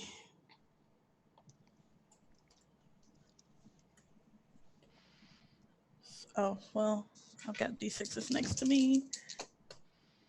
That is 12. Beautiful. So you have So- 2 steady. Yep. You can spend 2 steady to cause direct harm to one enemy in your line of sight, regardless of cover. Can I do that same move or I have to wait next round? Oh, you can just do it. Yeah, we're Cool. not in combat order right now. This is we're not going to set up a whole terrain thing. We'll do like Okay. a chase sequence, as it were. So I can. And you said they're in a vehicle or they're Yeah, like they're in helicopters that are helicopters. So over I'm you. gonna. I want to aim and like take down the helicopter that dude with the bullhorn is in. Oh yeah. Do you want to hit the pilot pro- or him? Can I like I want to knock the whole helicopter out of the sky. Try yeah. to anyway. So hit the Yo. propeller. Try Yeah, to anyway. I think you can do that because Okay. you're the sniper, right? This is your Yeah. thing. Yep, this is my thing. So you've got the sniper rifle, Mhm. and you take that shot, and it just lances through the rotary blades, and the guy with the bullhorn is like, "We're going down, but that doesn't mean that we're not gonna kill you." And the chopper is like spiraling out of control as it flies, and he yells through the bullhorn like, "Steve, give it all you got. This is our last chance." And the helicopter like voo, voo, voo. The machine guns spool up and just shack their way, raking the ice along the bridge, Mhm. tearing out a huge chunk of it in front of you. So like you're going, I don't know, 80 miles an hour down this bridge.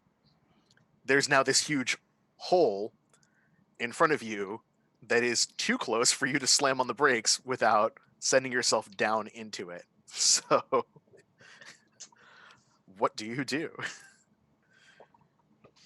Oh no. So we're approaching a big chasm, he said? Yeah, you're coming up, and there's this hole in the ice bridge that you're driving across. There's a nitro boost on this truck. Yeah, I think she's gonna gun it and try to just fly across. I don't You know. are the wheel jockey. It's the Borderlands way. I mean, what other choice would I have? To be reasonable and try to stop? That's boring. I don't know if that would be drive or high octane. I don't know which one is. Let's see. So the outcomes for drive: destroy the vehicle of an enemy in your path, cause direct harm to an enemy in cover, avoid hazards and damage to your vehicle. Yeah, I think drive would make sense. Okay, cool. So you roll plus mind. Awesome. Oh yes, the Aventuo. There is a sleepy crystal dinosaur lizard strapped in On the the front seat of back. this truck that they're Oh. driving. Oh my god, it's riding shotgun. Hang on, second lose. Oh no! Is that even a different name? It's just second. I'll call you better lose. Oh no! Oh no! Oh no! Why? Okay.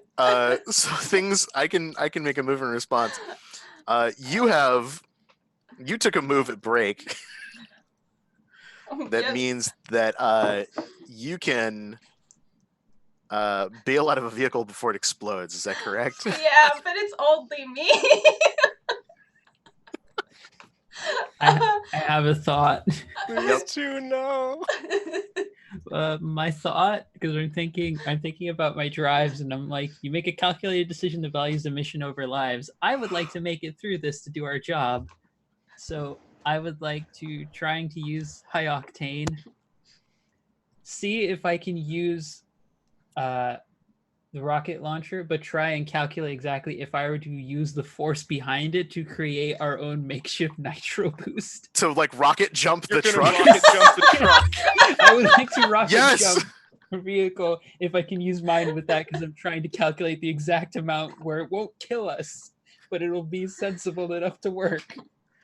I'm using Yeah, two physics engine right here. That That's is the base. absolutely high octane plus gun probably. Okay. That's -1 on me. I wish you all well, everybody. Good luck, bud. I mean, You have respawn insurance. You'll be fine. Nope, that's a 5 total. Oh no! Oof. What's the worst that could happen? We failed to do it, and the GM makes a move as hard as they want. Okay. oh He really doesn't have a boy. leg to stand on, though. If you think about it. Yeah. So I think the rocket, you're gunning it, right? Ahi floors it, and is trying to get the truck to make that jump, but it's such a heavy truck. It's like it's buckling under its own weight as you're going. So Damascus leans out and tries to get that rocket to fire, and you go like, "Yes, I think I got it at the right angle." Ka-choosh!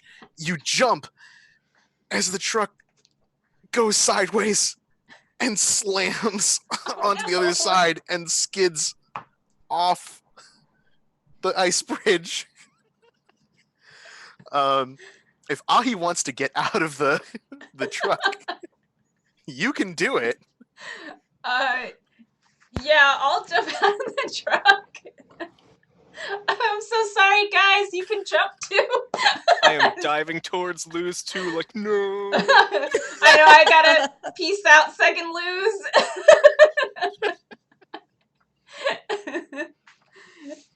Yeah, I think Ahi like dives out at the last second and rolls onto the ice bridge on the other side, safe, right? The second helicopter is like coming around to bear, bringing its guns, spooling those up. The truck goes slow-mo down into the canyon and explodes. So Boomerang, Damascus, and Cobra, why don't you tick off 1 box on your respawn insurance? Yep. Well, I have an idea right before I die. Yeah, same here. Can had a I thought. use my newfound goop gun to try and like shoot lose 2 and create a protective goop barrier around them. Yay! Yeah, I gotta save this dinosaur. that's high octane. Sick. Oh. Plus gun, I assume. Probably plus gun. It's not plus mine. Oh, I got a definitely 13. Yes. Nice. The So lizard you're will like live. falling. You see the explosion ready to come up. Ka-chunk. The goop balls surround. Better lose 2. Electric Boogaloo. And this creature like envelops like vroom, like in a gumball. And I think the last thing you see before everything goes white around you is the creature like boom, bouncing out of the truck as flames like wrap around the goop, and it bounces safely. I've never So been the three happier of to roll you high. redigitize on the other end of the bridge, like close to where. So if the bridge was, I have Roll20 open. What am I doing? Freehand. Okay, so this is the bridge. Here's the. Oh no. So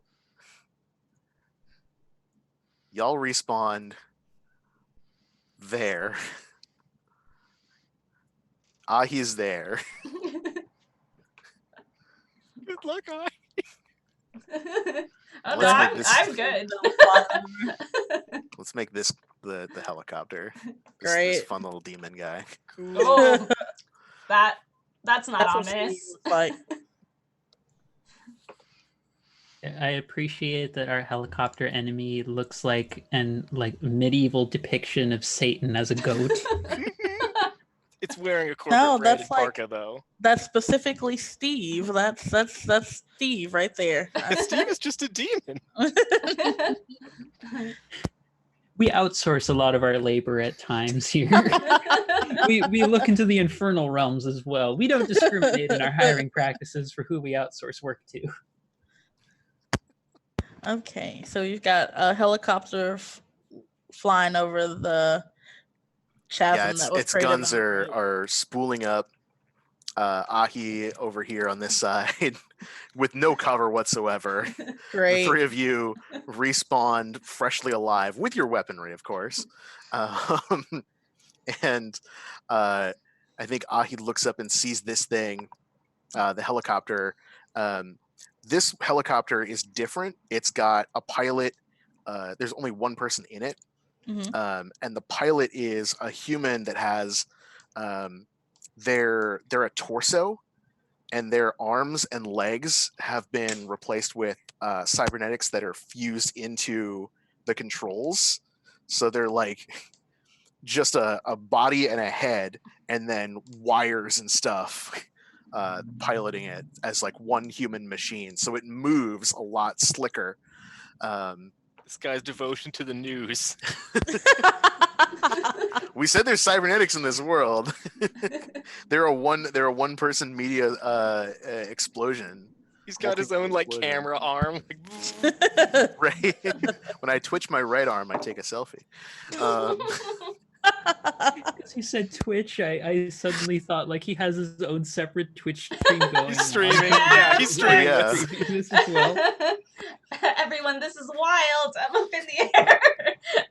Hang on, I gotta you turn on my blinkers, and you like squeeze your left eyeball, and like the turn signal turns on for your left or your right. Oh, I think Steve and Leroy are dead down there. Oh man. Oh, nuts! Gotta report that to the boss. Yeah, the helicopter goes to strafe the rest of the bridge that you're on, Ahi. What do you do? So you're getting shot at. Oh no. I think let's do something reasonable. I'll try to reposition. Okay. So make a piece of cover Okay. and roll your cover die, and then roll plus run. All right. Do I roll first or draw first? Draw first. Okay. Let's see. Oh, whoops. big rock. There's just a rock. Yeah, it's like part of the ice and stuff that is like collapsed from this bridge that you can get behind. There we go. And go ahead and roll your cover die. Okay. Oh, my cover dies. Yep. I'll just And that's where you are. please something good. 3. I guess Okay. that's fine. There's 3 cover behind you, yeah. The rest of you, what are you doing? I'm feeling dazed. That's fair.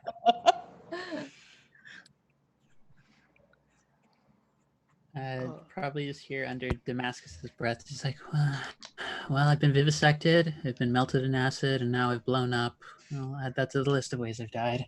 It's awesome. It's gonna pull out the rocket launcher. It's gonna try and tranquilize it. So try and fire the one around from the tranquilizer shots to get this thing to fall asleep and just crash. Go for it. Rocket launcher. Rocket launcher. Rock their lawn chair. Rock me, Okay, Amadeus. that- Damn it, Simon. Why must you do this to me? It's in my contract. I mean, that's fair. That is parcel for things. Let me see. I rolled a 8 minus 1. So that is going to be, I have 1 hold. And -1 ammo. Yeah. So yeah, I'm just going to cause harm based on the weapon damage for the rocket launcher. Okay. So you don't actually have to roll because this is a vehicle. And vehicles just take Oh, hits. right. So this thing, I think it's a 1-person helicopter. So that makes it a light vehicle. So it takes 1 hit. And it has 1 hit remaining. So this thing sweeps around and starts to make a pass for the rest of you. I'm going to roll a d6. And if it's a 1 or 2, it'll hit who's in the back there? Damascus. I'm up front. Oh, you're up front. Yeah. So, Boomerangs in the back. yeah. So if it's a 1 or 2, it'll hit Boomerang. If it's a 3 or 4, it'll hit Cobra. And if it's a 5 or a 6, it'll hit. Should I have rolled a cover die before this or no? Probably. Yeah, actually, everyone, the rest of you, we should do the survey move. Okay. Cool. Just checking. Now that this is actually a proper fight. Okay. Cool. Damascus. So did you one wanna roll person should, survey? yeah. Yeah, I can do survey. Please. That is, please. Appreciate the pleading. I do have a +1, so hopefully this helps a little bit. It does. That's a 9. Okay, So we have 3 hold. holds. Nice. So we're able to. So that means. Okay. I'm gonna say a position that provides a unique advantage is what we get. Okay. So I'm gonna say where we respawn is almost like this little tucked in kind of cubby that makes it so that the shots are maybe like half effective or something like that. Like they can't because it's it's machine guns. They're at this distance and with how inaccurate they can be, the shots aren't able to actually get good line of sight on us. Yeah. So You're that's sort of our like advantage. Like a cave mouth or something. Yeah. Like there's a portion of jutting out ice that's been hollowed out. Maybe like there was a plume of the lava that shot out from the cave from how far away we went. Oh yeah, and it just And it just melted a section, and we're like, That's Yep. great. good. just All right, so the rest pull of the you should rocket roll launcher your over it and just fire a shot, and then just duck back down. the rest of you should roll your cover dice. Got a 6 on my cover. I got a Sweet. 7. I got 4 on mine. Perfect. Hell yeah. It takes some damage. Yeah. All right, so 5. So it's going to hit the person in front. And this is a dangerous thing. So it does 6 damage to All cover. my cover. Yeah, well, it's giant machine gun spool up and just chew through your cover. So now you're exposed. Who do you want to toss the turn marker to? I will toss the turn marker over to I guess Cobra took the first shot, so I guess it's Bang now. Okay, I was like, well, you've got the smart choice or the terrible choice. We'll go with me. I'm the terrible It's- choice. It's more you haven't gone, and I kind Yeah, of no, think like that's Cobra's had a super chance on fine. the first one. All I right. know. If I had made a piece of cover, it would have been that there was one of those springy things like in Sonic, just in the ground, but we don't have one of those. I can't get near that helicopter at all. I guess I'll have to actually try shooting it with my gun. Sigh. So I say, this is for oh wait, what was the Dimetrodon's name? This is for Lose 2 and Lose 1, and also for the 3 of us who just died. Shooting my balls at it Your goop pistol. out of the horrible organic mouth of the pistol that I'm using. No. So Who's Well, seen what- Existence? oh yeah, it's like that but fleshier. Mm. Oh, I got a 10. Yes, Baby. good +1. Okay, get dunked on, Machine Man. So Suddenly, a small skeletal faced figure appears and is just pointing at the helicopter.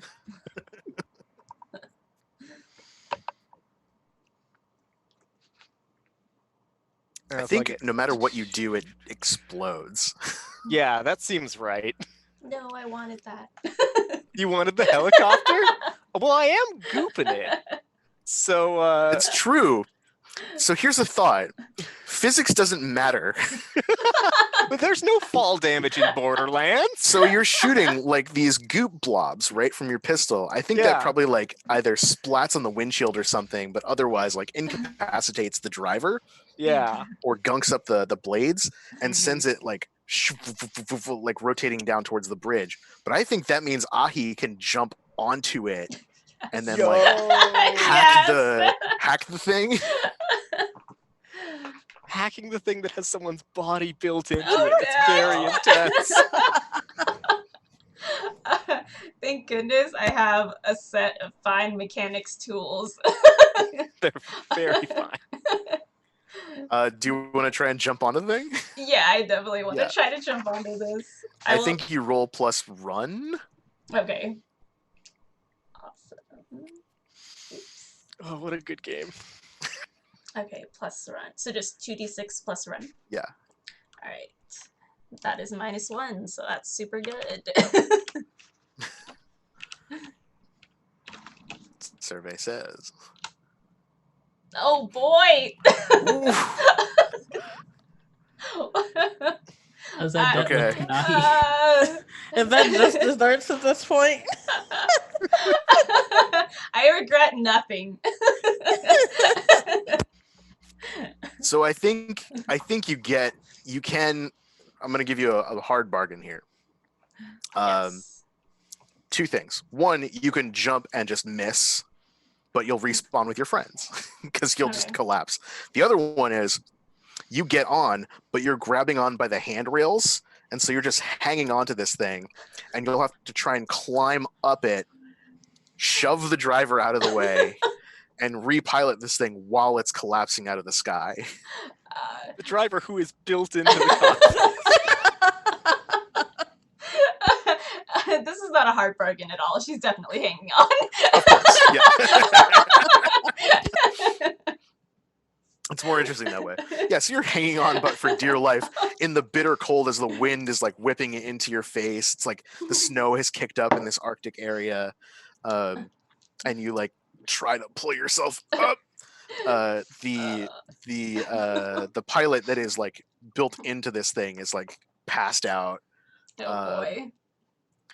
What do? The rest of you see Ahi just like dive like an action hero and is now grabbing onto this thing. This vehicle what does everyone will do? be mine. I go to make like a goop landing pad, but it just goes like pat, and nothing comes out because I have to reload it. And I'm like, no. Cobra, you have anything you want to do? I mean, no. At this point, I guess I'm gonna kind of wait to see what Ahi does, because all Cobra's thinking is like, okay, gotta get this thing up out of the sky now. Just yep. Good luck, friend. I think this is karmic retribution for her jumping out and leaving you all in the truck. Jumping out of vehicles, jumping into vehicles. There's a symmetry to it. So you climb up. I think if you want to like hack this thing and pull it up at the last minute and pilot it, that's another high octane roll plus mind probably. Okay, I will do that. So the rest of you are like coming out of your cover and seeing this. The chopper is still going down. As far as you know, Ahi's gonna respawn next to you in a minute. That is probably the correct assumption. Oh, Most assuredly with that roll. Why? Goodness. Dice? Well, That's rough. That's rough. you still mark XP every time you fail a roll, Oh, yay. which means you might level up in the middle of the session too. Yeah, unfortunately, I think what happens is like you shove the guy out of the way, and you're like, oh, buttons. Wait, no. How do I? Maybe if I can use my cyber tech fashion knowledge, I can interface with this thing. But then I have to like there's too many factors going on. I'm just chopper, like- sticking charms on everything. Right? Like, put a phone charm on the joystick. Maybe that'll make it work. And the chopper approaches the ground, and as you come towards the ground, something big and green and crystalline comes towards you as Lose 2 bounces like up in your direction and is just sort of been bouncing along the road this whole time below you. Oh my god. Yes. But unfortunately, the chopper explodes, and moments later, Ahi is digitally reconstructed, standing in the little cave mouth next to the rest of you. What do you all do? I'm trying to figure out how to reload my organic gun, so I'm just like putting fistfuls of snow into its mouth, like, here, eat this. And it's like, rah, rah, rah. Cobra will like walk up to Ahi and pat her. It's okay, baby. You'll learn. Savvy learned. You'll learn. She's just like, my helicopter, no. I want it. It might Is be there still no good. justice in this It might be world? okay. She's just like, no. There's like a pan out. The important thing is the lizard is all right. Yes. Better lose lives. So the helicopter is gone. Oh yeah, both the helicopters have blown up. Cool. Okay. You're all standing in this little cozy cave. I think what you find while you're looking around, there's been which company I think is the most hilarious for this. Double Down Agency has Mountain their Alpine Courier Service. They have a little kiosk here, and so there's a vending machine where you can walk up and put in a few creds, and out comes a snowboard that you can use to fast travel Yes. around the different areas. It's got little rockets on it too, so you can kind of like get some speed. Nice. Just Sonic Riders where they're like, traveling Yes. along tracks. Is there one for all of us, or are we all gonna try to fit There's onto enough this for last you game? to, you to each Okay, load up. okay. We're not all Either buddying scenario is amazing. We all just go slightly deeper into corporate debt, but what else is new? up. At least you're not dead again Right. Yet. yet. Oh god, my stomach hurts so much from laughing.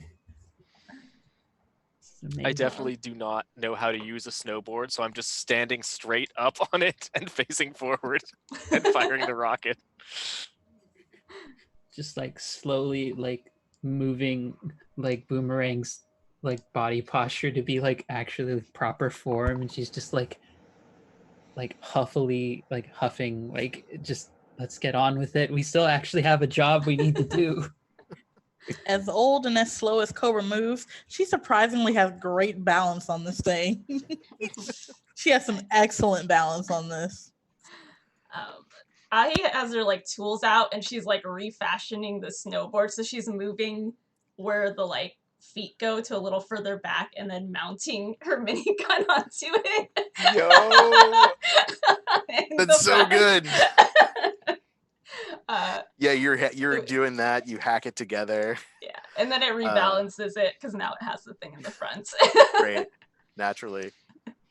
So you're doing that, and while you're all like getting used to your snowboards or whatever, the video port on the vending machine goes to static, and then a pirated signal comes through of the general.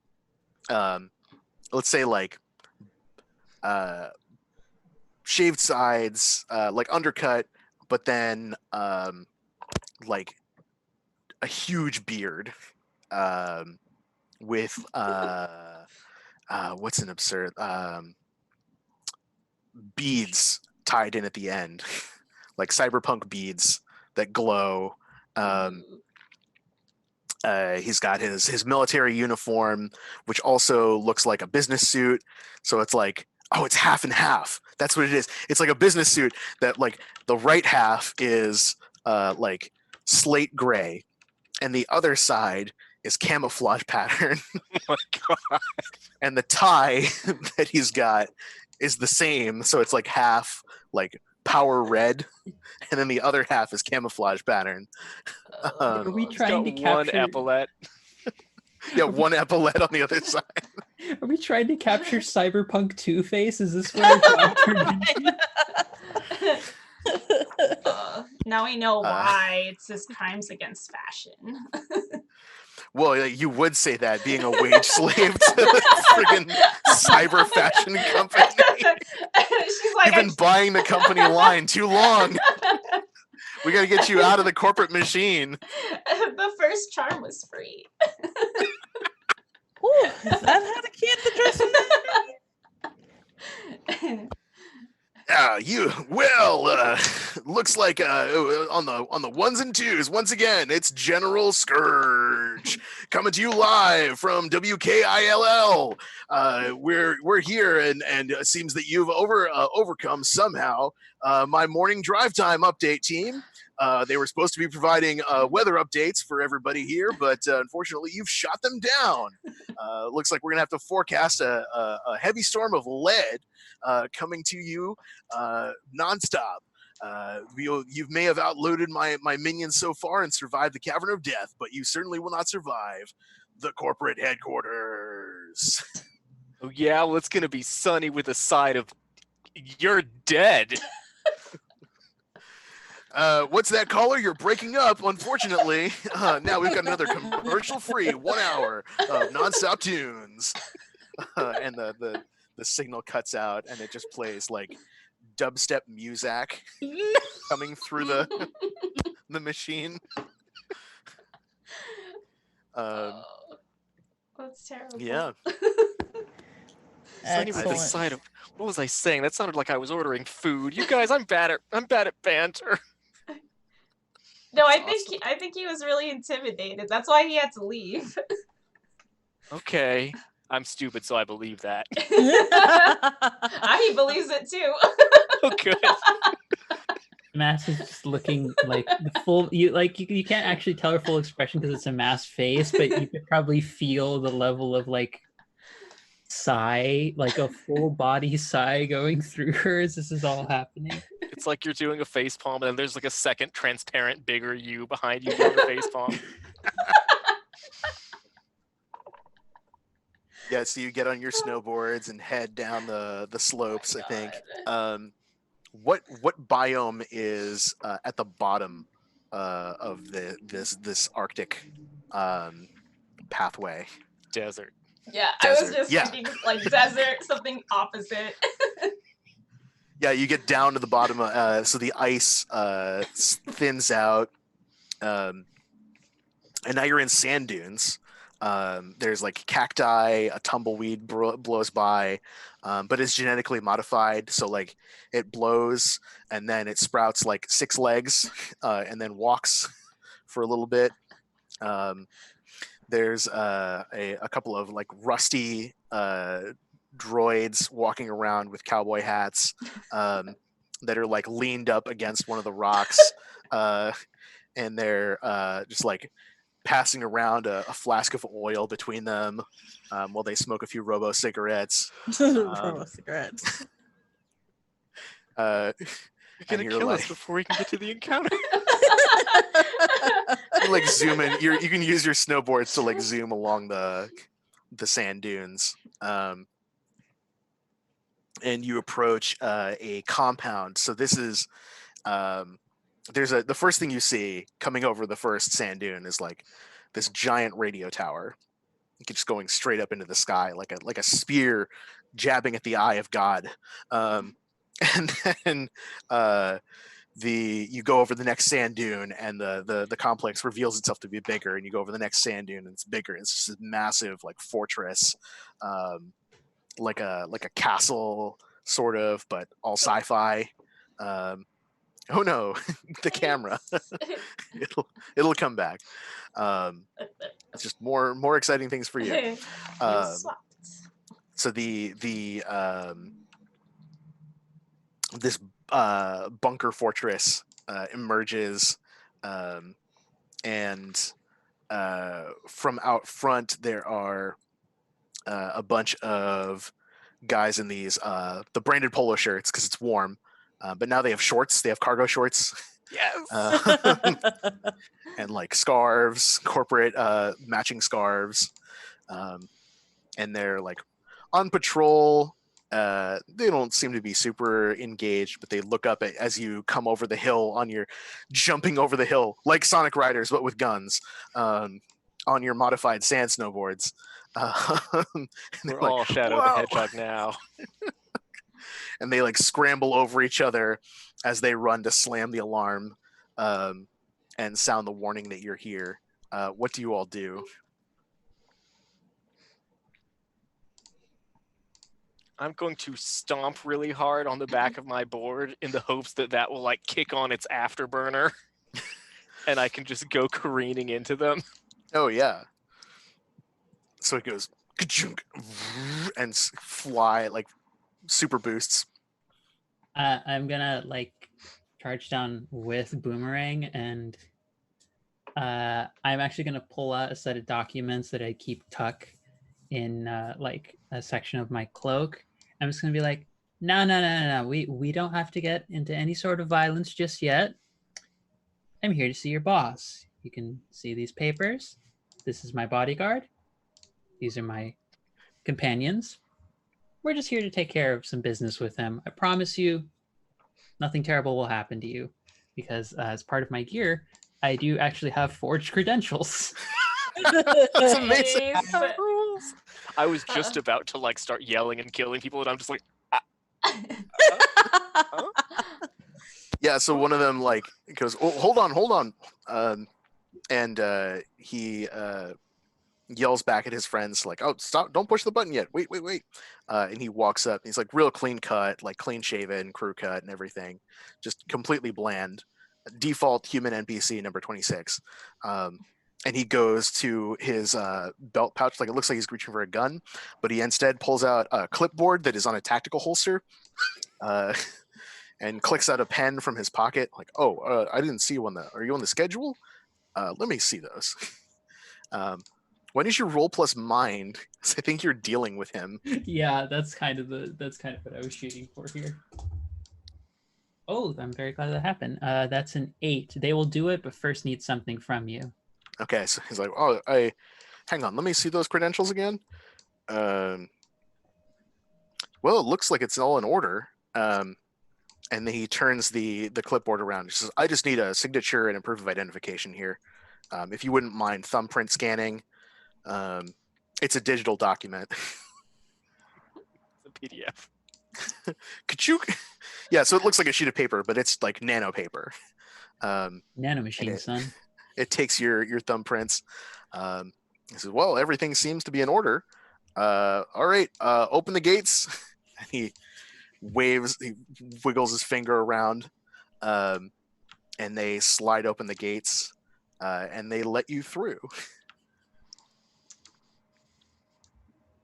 You saunter on in. Yeah, I fully assumed that would get us killed if it failed. So I made a decision. Job, Damascus. Oh, excellent job.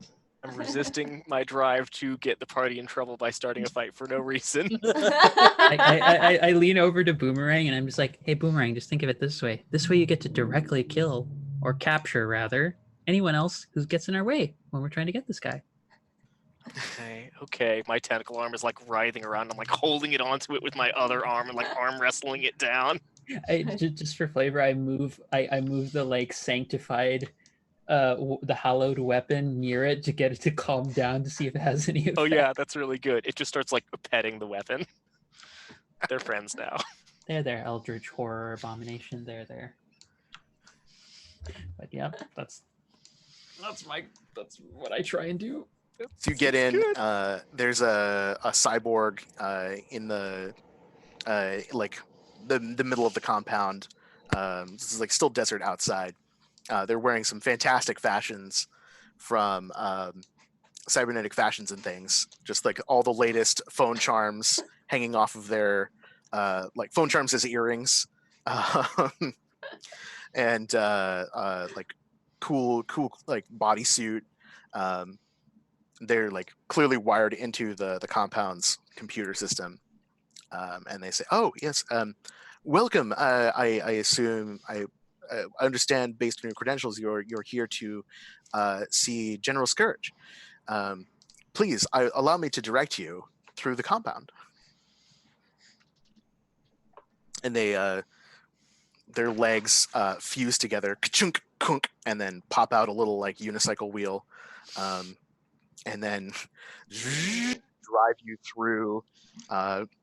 They lead you to General Scourge's like visiting chamber, as it were. It's like his headquarters, his sanctum sanctorum.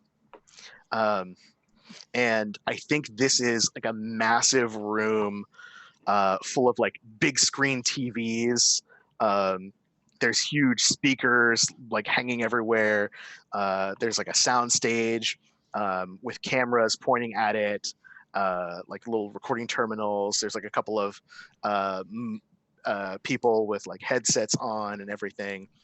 And he's standing on a desk, but the desk has been like elevated. It rises, and so he's standing at the top of this massive elevated desk with his back turned. Also, is the room like a giant circle? Yeah, Just conveniently. Yep. And he says from while still looking away, "Thank you, assistant. That'll be all. Why don't you go get me a coffee, huh, sweet cheeks?"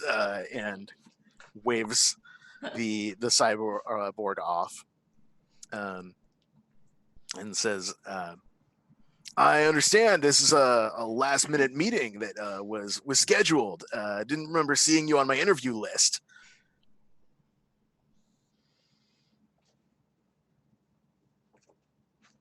Hi.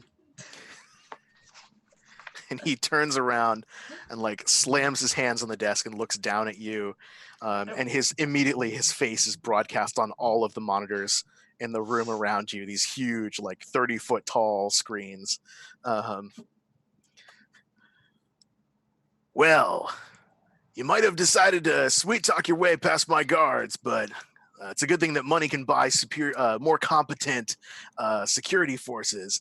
But unfortunately for you, you've stepped into my media empire, and you will be able to witness firsthand my hostile takeover of the planet's news networks as well as its military-industrial complex. Behold, the dawn of a new era. And he slams his fist on the table, this giant red button. And the techs like stand upright and like pop out, like muscles just burst out of their polo shirts as they reveal themselves to be genetically modified super soldiers with like weird animal DNA. And they unslant their cameras. They yank the cameras off the stands and chunk pop them together so that they become weapons. And we should, so one of you should roll the survey move because a fight is about to break out. I can do it. Right on. Oops. Oops. Come on, dice. Well, it's not the worst, bad. worst thing ever. You get 3 hold. Cool.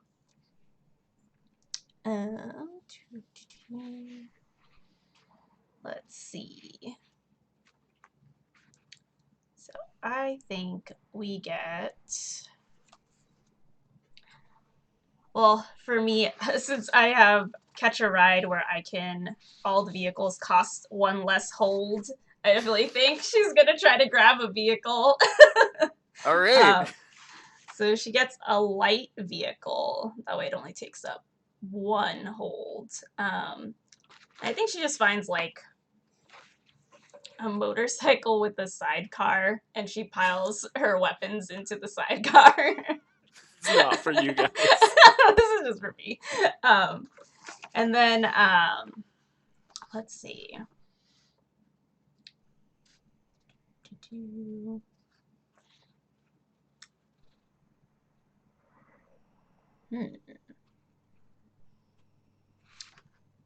Let's go with a difficult piece of terrain. Okay. Ooh.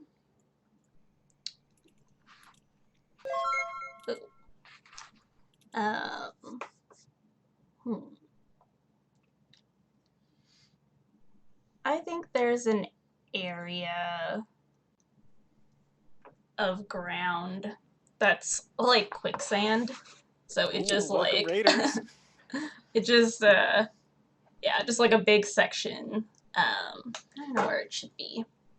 Cool. I think it's in Hello, Corey Hickson. Welcome. Thank you for the raid. the Woo.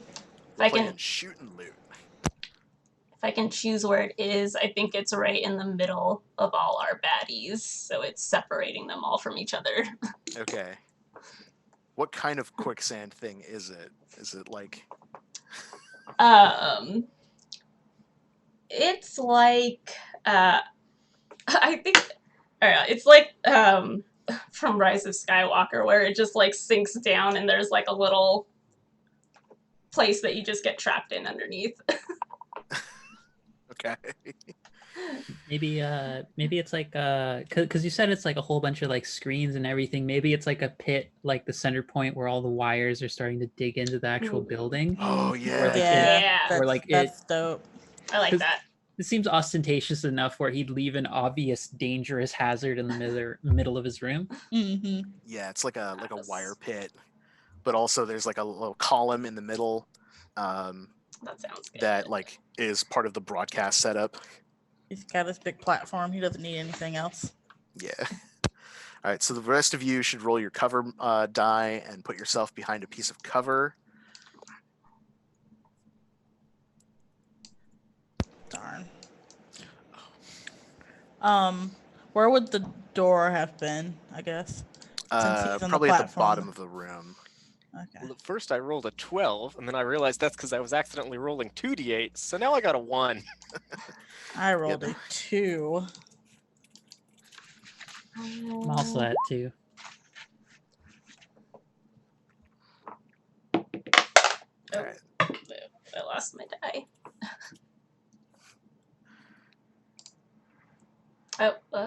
Rolled a 2.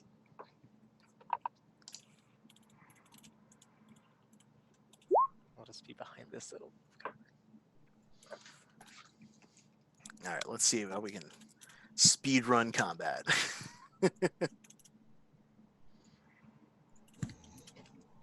So all these guys are hiding behind the cover. They're behind is either like the remains of their camera setups or like computer terminals that they can duck behind. Apologies for that, everyone. The video camera is doing that thing again where it craps Oh out. yeah. No worries. Why does it always do that? It lasts for like 2.5 hours, and then the last half hour, it just decides to stop. No. Okay. We all know what we're doing here? Yep. Cool. Who would like to start with a turn token? I could go, since my cover is so bad, it seems advantageous for me to try and get out of it.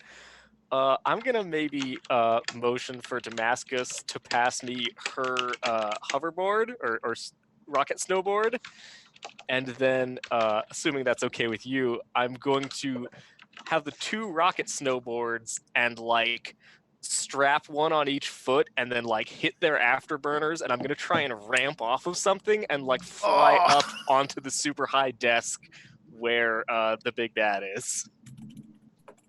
I love it.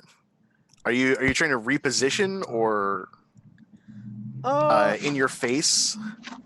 I mean, I'd like to in his face, but I don't think I've really earned that yet. Why don't you roll a high octane Yeah, I think that makes sense. and then in your face? Cool. Well, I got a 4 on the high octane. Oh no. So I might just die. Is that a move as hard as you want, I think? As I ramp off of a thing with 2 rocket snowboards? Yeah, I think you like try to jump and you get the height you want, but you didn't realize that underneath the desk, he's got a really sick looking rifle. It's like a long assault rifle that has like a camera built onto the front of it. And the scope is like the viewfinder and everything. It's just gonna like live cast the first person view of me dying. Right. How much cover did you have? I had 1. Okay. So your cover is completely destroyed. That's fair. So he like just shreds it up, and he also destroys the board with it. Yep. Who do you want to toss the token to? Let's toss it to Cobra. Oof. Okay. I am. Because we're trying to capture him. We're not trying to kill him. Cobra knows that. Okay, so Cobra is just going to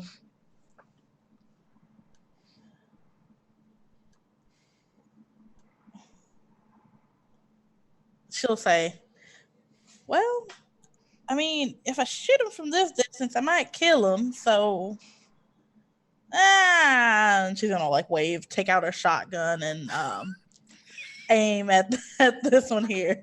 All right. Go ahead and roll to shoot. Oh darn, I lost my other D6. Oh, but wait, there's more.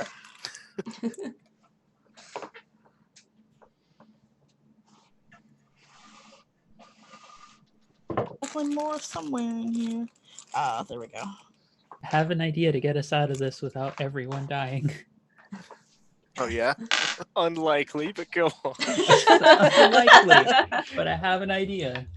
Does it perhaps involve your stealth field? That's Yes. 8. Okay. Yeah. So you have 1 hold and lose 1 ammo.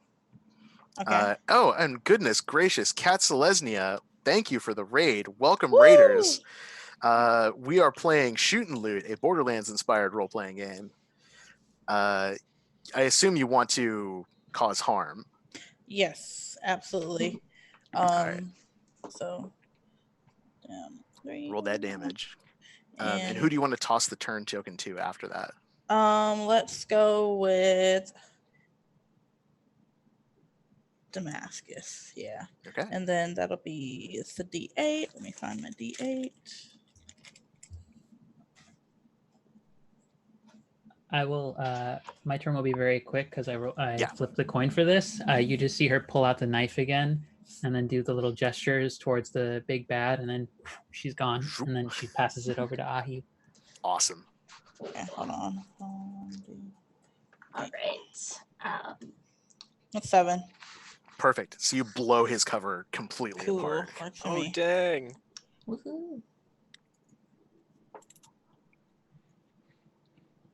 All right, what you doing, Ahi? All right. How much cover does this guy have right here? Oh, I don't know if I'm actually pinging it. There you go. Yeah, 6. 6. Ooh. So starting from the left to right, it's 2, 6, 4, 0. Okay. And the General Scourge has 6. Okay. In that case, I want to take down the cover of, or attempt to take down the cover of someone who Yeah. has more. So she is gonna drive her motorbike right into the cover of this guy. Ooh. This See if, convenient little sidecar, yeah.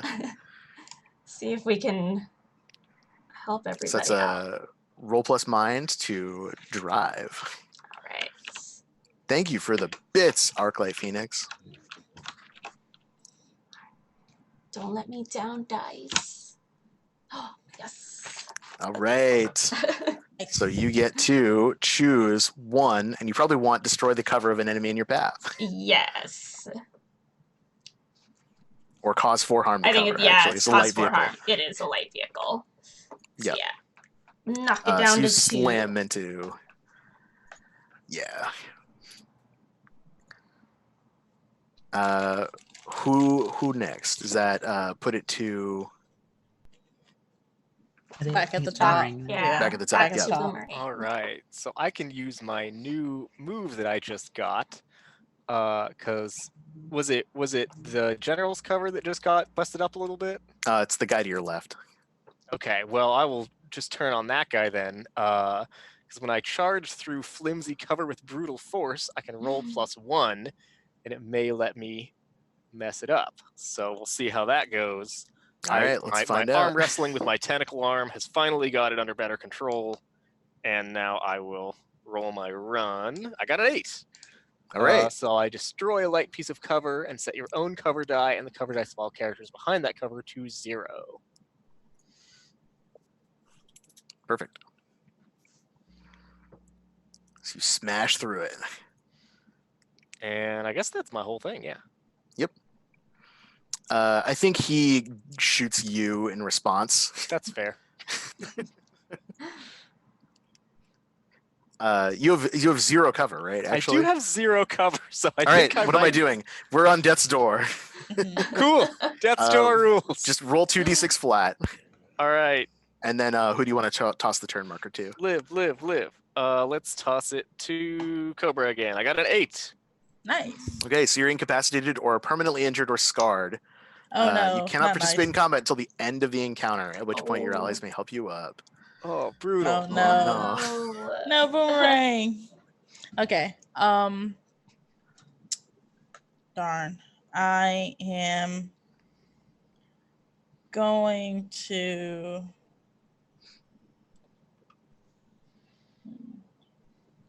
adjacent to enemy. Would I be considered adjacent to this one, or it's too far away technically? I'm not. I think I'm not. he's like moved out of cover and like coming towards you. Cool. Okay. So 0 cover. Zero cover at this point. Yep. So yeah, I'll shoot him again with my shotgun. Hell yeah. Okay. 2d6 plus gun. That's 8 again. Okay. So you lose another ammo. Mhm. And are you just doing harm to him straight? Yes, and because I think it's buckshot, it's +1 harm. All right. And that's the laser shotgun, right? No, that's no laser. It's just it's ice bullets is what it is. Oh, ice bullets. Yeah. Yeah. So the ice shards go flying through him, and he shreds. Cool. Nice. Who do you toss in the turn marker to? Ahi, what you got? All right. I think she is gonna just drive through this person right here, Okay. the one right next to her. Yep. So let's do that again. And then Damascus, what are you doing at the same time? Come on. I'm repositioning right next to him. I checked. I did the roll for it, and I got a 7 on it, Okay. which results in I roll cover dice, and then I get half my cover dice rounded up, or the GM chooses an enemy. I'll take the half because my cover dice is 0 anyways. So Yep. I am immediately right next to him, and he's still not aware that I'm there. Perfect. And you got the 9 on the drive. Mm-hmm. So I assume you just want to do harm to him. Yeah, cause direct harm. So you just scooch over him with that motorcycle, and he goes squelch. And it's a bad time for him. Thank you for the follow, Jade 13 Knight. Yeah, so Damascus just went. You're next to him. These guys are starting to buckle because, like, they've been shooting, they've been shot at. What do you want to do while you're next to him? While you're next to General Scourge? I am going to use sleight of hand. And the way that I'm going to do that is because I'm invisible, I like to imagine it's like you just see her like appear right next to him and just sort of whisper in his ear, "You're going to be our friend now." Ooh. And just pull out like this long ampule with a syringe on the end of it and just into his neck. Because I was reading over what the sleight of hand does. I rolled a 9 and I roll plus mine, so it's a 10. So I get 2 things. 2 of them are the NPC regards you favorably and the NPC has useful connections or access. And one of my gear is a deadly poison. So I kind of want to think of it as it's not a murder, it's not a killing sort of poison, it's not a toxic one. It's an enchanting poison. It's very dangerous. Yes. Because anyone who succumbs to it, I'll say like undisclosed amount of time, they regard anyone nearby them as a friend. I'll just be like into his neck and just say, "You really don't want to hurt us right now, do you? I think you want to come with us." And he's like, "Oh, holy smokes!" Out of nowhere, didn't see that one coming. But suddenly, you've climbed to the top of the charts. Oh, wow! That's a strong. Ooh, you look a lot friendlier than I remember you. Did I want to kill you? I don't think I did. That seems wrong. I couldn't have.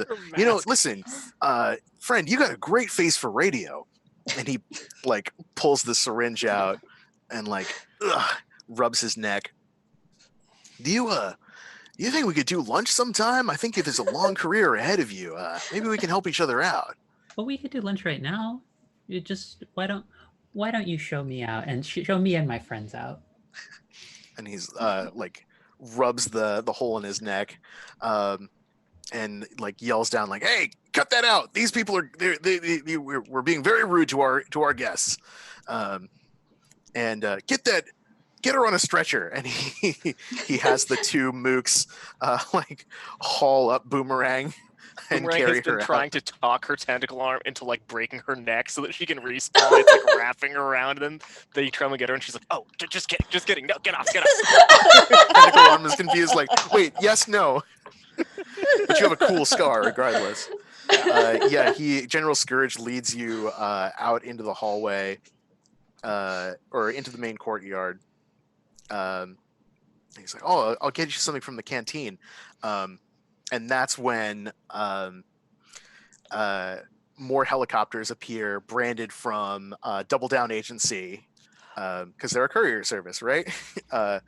They pull up, and the ropes drop down, and like guys in brown jumpsuits, like so much UPS, slide down the ropes. Go go go go go! They're Get the also asset! wearing Get the shorts. asset! And they throw a black bag over General Scourge's head, like, get him out of here! And they clip him onto a rope, and they tug on it, and they send him up. And one of the couriers holds out a clipboard and says, "Sign here for your payment on demand." Cobra will wave. Hey Joey, how are you today? And I'll Oh, Cobra, fantastic! It's never been better. It's always a great day when Double Down Agency is behind your back. We will have your asset in good hands. Thank you so much to you and your team for complying with our corporate interests. We'll be sure to wire the funds to you directly. I look forward to it. Tell your wife I said hi. Oh, absolutely. We should, Carol and I were talking. We should have you over for dinner next Saturday if you're free. Yeah, that sounds nice. Fabulous. Well, I'll be going, and I'll be sure to be calling a ambulance bot for your friend here, so that you can get back into the busy world of high risk finance. I'm just riddled with holes like blood, and I'm just like, thanks. And he gives you a salute, and he climbs into the into the helicopter, and the last thing we see is General Scourge leaning out the window and like the drug wearing off, and like from his black bag yelling, "Curse you!" Just the last shot, like if he's looking down, he just sees like Damascus like waving at him and do the little like finger gesture, and then she's gone again. And that is Shoot and Loot. Woo! Yay! Yeah! Fantastic. Great game, Oh, that was everybody. so good. So funny. I was desperate because of the time. I was like desperately looking through my gear to see what could work in the situation. I'm like, wait, if I use a rocket launcher, that's going to hit me. That means I'll fall asleep.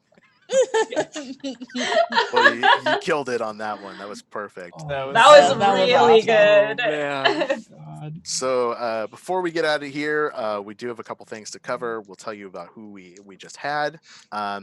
First of all, I want to thank everybody that followed during the stream, subscribed, gave us bits, hosted us, rated us, or just were hanging out in chat. Thank you so much for being here with us. We loved having you, and your support means the world to us. This is why we do what we do.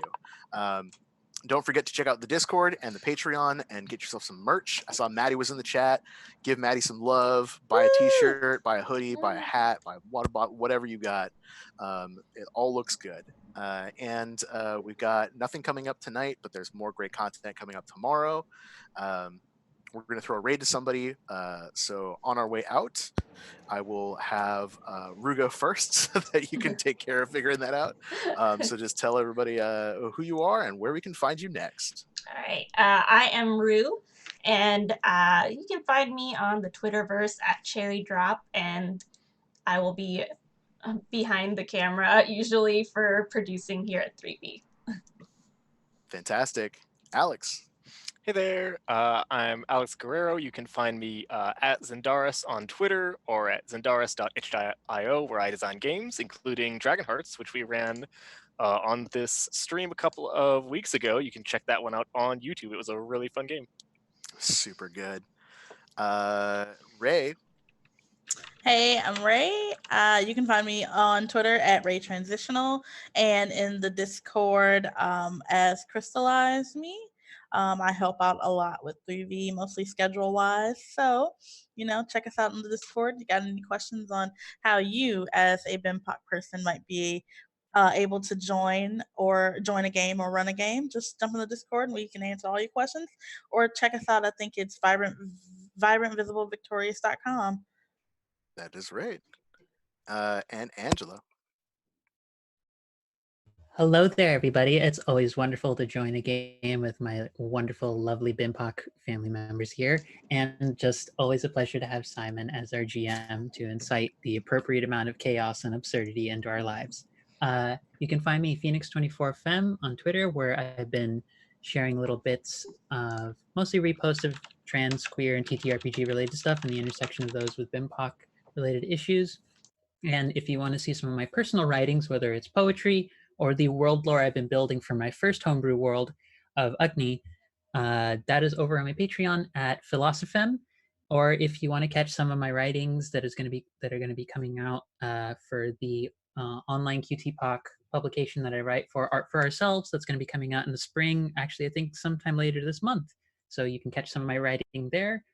And if you're interested in music commissions, if you have a TTRPG home campaign or a website or anything of that sort, I also am a musician and record pieces for people as well at a, I would say, pretty affordable rate. So yeah, I'm here on the WTTP Discord pretty often, where next season I will be running a stream game that Simon is actually going to get to be part of our cast in Numenera, in a new world where I'll spoil one little bit of it. The new world's name is Aerovin. So yeah, I'm excited. It's going to be super cool. I'm super hyped. And I have been Simon, your master of ceremonies, the mayhem master, as we decided. Maybe I'll hit up the designer and tell him to include that next time. You can find me on Twitter at Lucha Libris. You can also find my game design work on Itch under the same name. I am doing streams way more than I thought I would, so I'm here every Sunday. So come back tomorrow from 3 to 6 for PWN Presents Slaughter on this channel. We play the Worldwide Wrestling RPG. It's got wrestling, it's got puppets, it's got heartbreak, it's got drama, everything you want in the game. Also, I believe tentatively from 7 to 9, I'll be on Somatic Games channel playing a Dragonlance short shot. Wizardry is afoot. I'm on Thursdays on Scratix Academy playing Blades in the Dark at 2:30 Eastern. Also, starting up this month, I will be on Saturday and Wednesdays. Saturday from 4 to 8 and Wednesdays from 6:30 to 10 Eastern. I will be running masks for Magpie Games as part of their organized play program. So Saturdays will be a campaign, Wednesdays will be one shots. Come check those out on the Magpie Games Twitch. And if you are not entirely sick of me or my voice, you can also listen to me do some voice acting on the Penumbra podcast, which is a queer sci-fi and fantasy audio drama. It's very, very gay. It's got bisexuals and disaster non-binary people. And if you want to see yourself in stories, check out thepenumbrapodcast.com. With all that said, we are going to be rating Dumpstat Charisma. I play with one of the members of Dumpstat on PWN. Show them all some love. Get your emotes ready. You already know what it is. Come back tomorrow for more fantastic role-playing content. Thank you for joining us tonight. We will see you in the next one. Woo. Thank you. Bye. Bye.